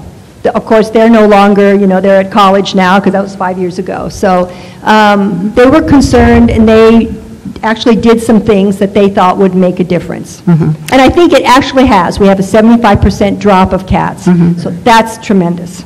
So I think they did make a difference. So what I would propose, and I know there's already a motion on the table and you're going to vote on that, but I would like to propose something alternatively, and that would be that, and I would be willing to take the lead on this, to coordinate with the advocacy group to come up with a policy that is actually effective, that takes into account best practices with dealing with feral cats, and work out a way that we could possibly incorporate some educational aspect with this with our students so that we could help solve the problem, but it could be a learning experience as well. That'd be great. Love that. Okay, thank you. Okay, thank you. All right, so we have a motion and we have a second, and then I don't know if we want this to be amended. One thing on our proposal that we have, most of it is basically what Ed Code is. Is that correct? The CSBA boilerplate language references education code. The addition of this new language regarding wild or feral animals does not have an ed code basis. So it is without an education code foundation. Okay, so as Liz says, the main goal is to, try to alleviate this problem, and she can, and I believe that we have a group of people here that could help us with that. So, and she wants to take the lead, so I don't know if we want to, the motion that I see in front of us still works with with both. the law that's already there. Well, what I'd like to do maybe is propose an amendment to that, which removes the last sentence from the proposed policy, which states prohibited human intervention includes but is not limited to feeding, building of shelters, and injection of medication.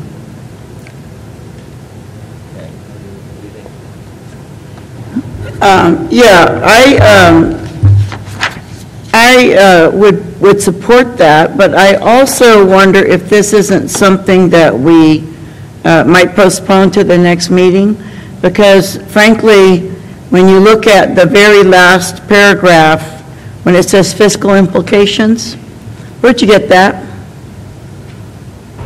It was just a rough estimate if we had to do the trapping, and frankly... No. Where'd you get the thing that you're going to relocate it? I'm sorry, related to the policy... It says minimal cost would be incurred to relocate any wild or feral animals. Where are you going to relocate them? Well, that is one of the questions, isn't it? We'd have to work with... It's a serious question. Absolutely. Have you asked any vets? We have not checked with any veterinarians. They say it's extremely difficult, if not impossible, to do the ferals. So I think your cost estimate here is severely underestimating. So I would like to see us postpone this to our next meeting and have a more thorough assessment. I know that the spading will dramatically reduce the kitten population, that's for sure. But I also know you can't trap them if you can't feed them. So I'm a little bit caught in this as well. I would also just, I would go along with that, Kathy. I would suggest that would be wise to not vote on this tonight, postpone it, and maybe in the interim period, I would be willing to discuss further with the group possibilities for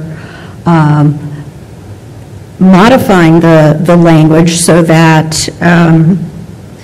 the objective that we're both seeking, the eradication of is actually a feasible result of what we're writing here. Because the way it's written now, of just, shipping these cats off, first of all, there's no place to ship them. Second of all, best practices say they're just going to come back, so that's not a real solution. So I would advocate postponing this to the next meeting, and in the interim period, I would possibly meet with the group and then come back to you with a report on what other possibilities might exist or how this could better be handled. Okay, I'm seeing that we're in agreement up here, so I'm going to, as president, table this and not call for a vote. And I'm sorry, we already fulfilled our time. Well, you can meet with Liz. She said that she'd be the key on this, so you can meet with Liz and get that out. We're not voting on anything tonight, so, okay?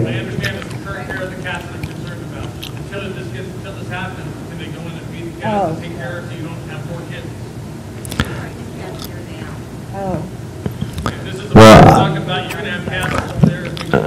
here comes the principal. So Sarah and I have talked about alternate methods of feeding cats. And if we're going to table this to the next meeting, I think one thing that can still happen is those cats can still be fed. They just shouldn't be fed in the location where they're currently fed. And Sarah and I have talked about that, and we can work that out.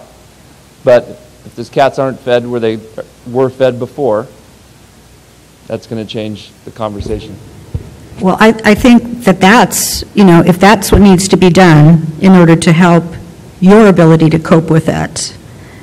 And also, if there's an animal there that needs to be taken away, that they have access to get the animal out. Well, I do want to, sorry to interrupt, but I do want to make sure everyone knows that we haven't been contacted by anybody that there's a sick cat. And I don't think anybody on my campus is going to look Sarah in the eye and say, you know what, nope, we can't go find that sick cat. So if she knows there's a cat that's sick, come find us, we'll make sure she has access, and we'll take care of that cat. That needs to happen. Okay, so can we set some parameters here about what's going to happen? So the feeding of the cats is going to be according to how John, what you mentioned your agreement was with Sarah, right? That you've worked this out already? And we can meet again and talk about it again. And that the ability for the group to identify the sick cats or the pregnant cats and get them off the campus will be... I mean, the last thing I want to have happen is tomorrow morning in the newspaper, people read about this, and I've got 25 bags of cat food strewn all over the campus. Exactly. So, I think this whole thing is, we're allies here. So let's work on the best solution. Let's come up with a plan. Let's honor each other's needs. You need to have your campus be in a, yeah. It needs to change. And so, so let's all work together to achieve that. I think that's what we're going to do. Okay? We're moving on now to the next item. Let's see, I lost Kevin on 10.2.1. No, 10.2.2. Yeah, so we're bringing before you a recommendation to enter contract for a 3-year agreement with Tittle and Company. They have provided our auditing services for the previous 3 years. Frankly, we're very happy with the work that they provided. They're very efficient. I would say they kind of go beyond even the scope at times and provide us guidance if we give them a call. Heidi Koppen, I think, does an excellent job. There is some law that requires that we can't be with the same firm for a period of 6 years, so we're capable of going into another 3-year agreement, but then after that, we would have to look for another firm or another managing partner within that firm to take over our agreement. So with that, I would recommend approval of a 3-year contract with Tittle and Company to provide our independent audit services. Mr. Chairman? Yes. I move approval of ending the contract for Tittle and Tittle for our audit services for the next 3 years. Second. Motion's been made and second. Any other discussion? Seeing none. Any from the audience? I see none. All those in favor? Aye. Aye. 10.3. 1. Jim. Okay, so in summary, on January 25th, we reached a tentative agreement with CSEA. It involves a 3-year wage agreement with wages and benefits. Some other items on use of personal vehicles, leave of absence. We did not have an absent without leave section in our contract. We agreed to that. And then some cleanup language on use of personal necessity leave. We also agreed to form 2 subcommittees, one on donated sick days. The current system we have does not comply with IRS code, so we're working on an alternative with both unions. And then another subcommittee to determine comparable districts for when you do reclassification studies on comparable wages at different job positions. So we'll continue to work in those areas, but the bulk of the agreement is the wage benefits and then the issues on leaves and personal necessity leave. So I included a copy of the tentative agreement in your attachments. So if you have any questions, I'm open for any questions you might have. Do we have any questions? When did CSEA ratify the tentative? They ratified it on the 13th of this month. Okay. I move approval of the tentative agreement with California School Employees Association, Chico Chapter number 110. Motion's been made and second. Do we have any other discussion? I just want to compliment our staff because the delay in this was not due to them. It was just unfortunate circumstances, so I'm really glad we got to this point. I would just like to alert the board, we have submitted the AB 2756 disclosure to the County Office of Education per requirement. That is provided in your board packet as well to show the fiscal impact of this agreement, and also the superintendent's signature and my signature certifying that we can afford this agreement. Very well. Okay, motion's been made and second. Any discussion from the audience? Seeing none, all those in favor? Aye. Passes 4-0. Okay. Liz, were you the second on that? Any other items from the floor? Seeing none. Any announcements? The principal's left, right? I thought they might want to make a score prediction of the soccer game on Saturday coming up, but we'll just let it happen. Okay, we adjourn.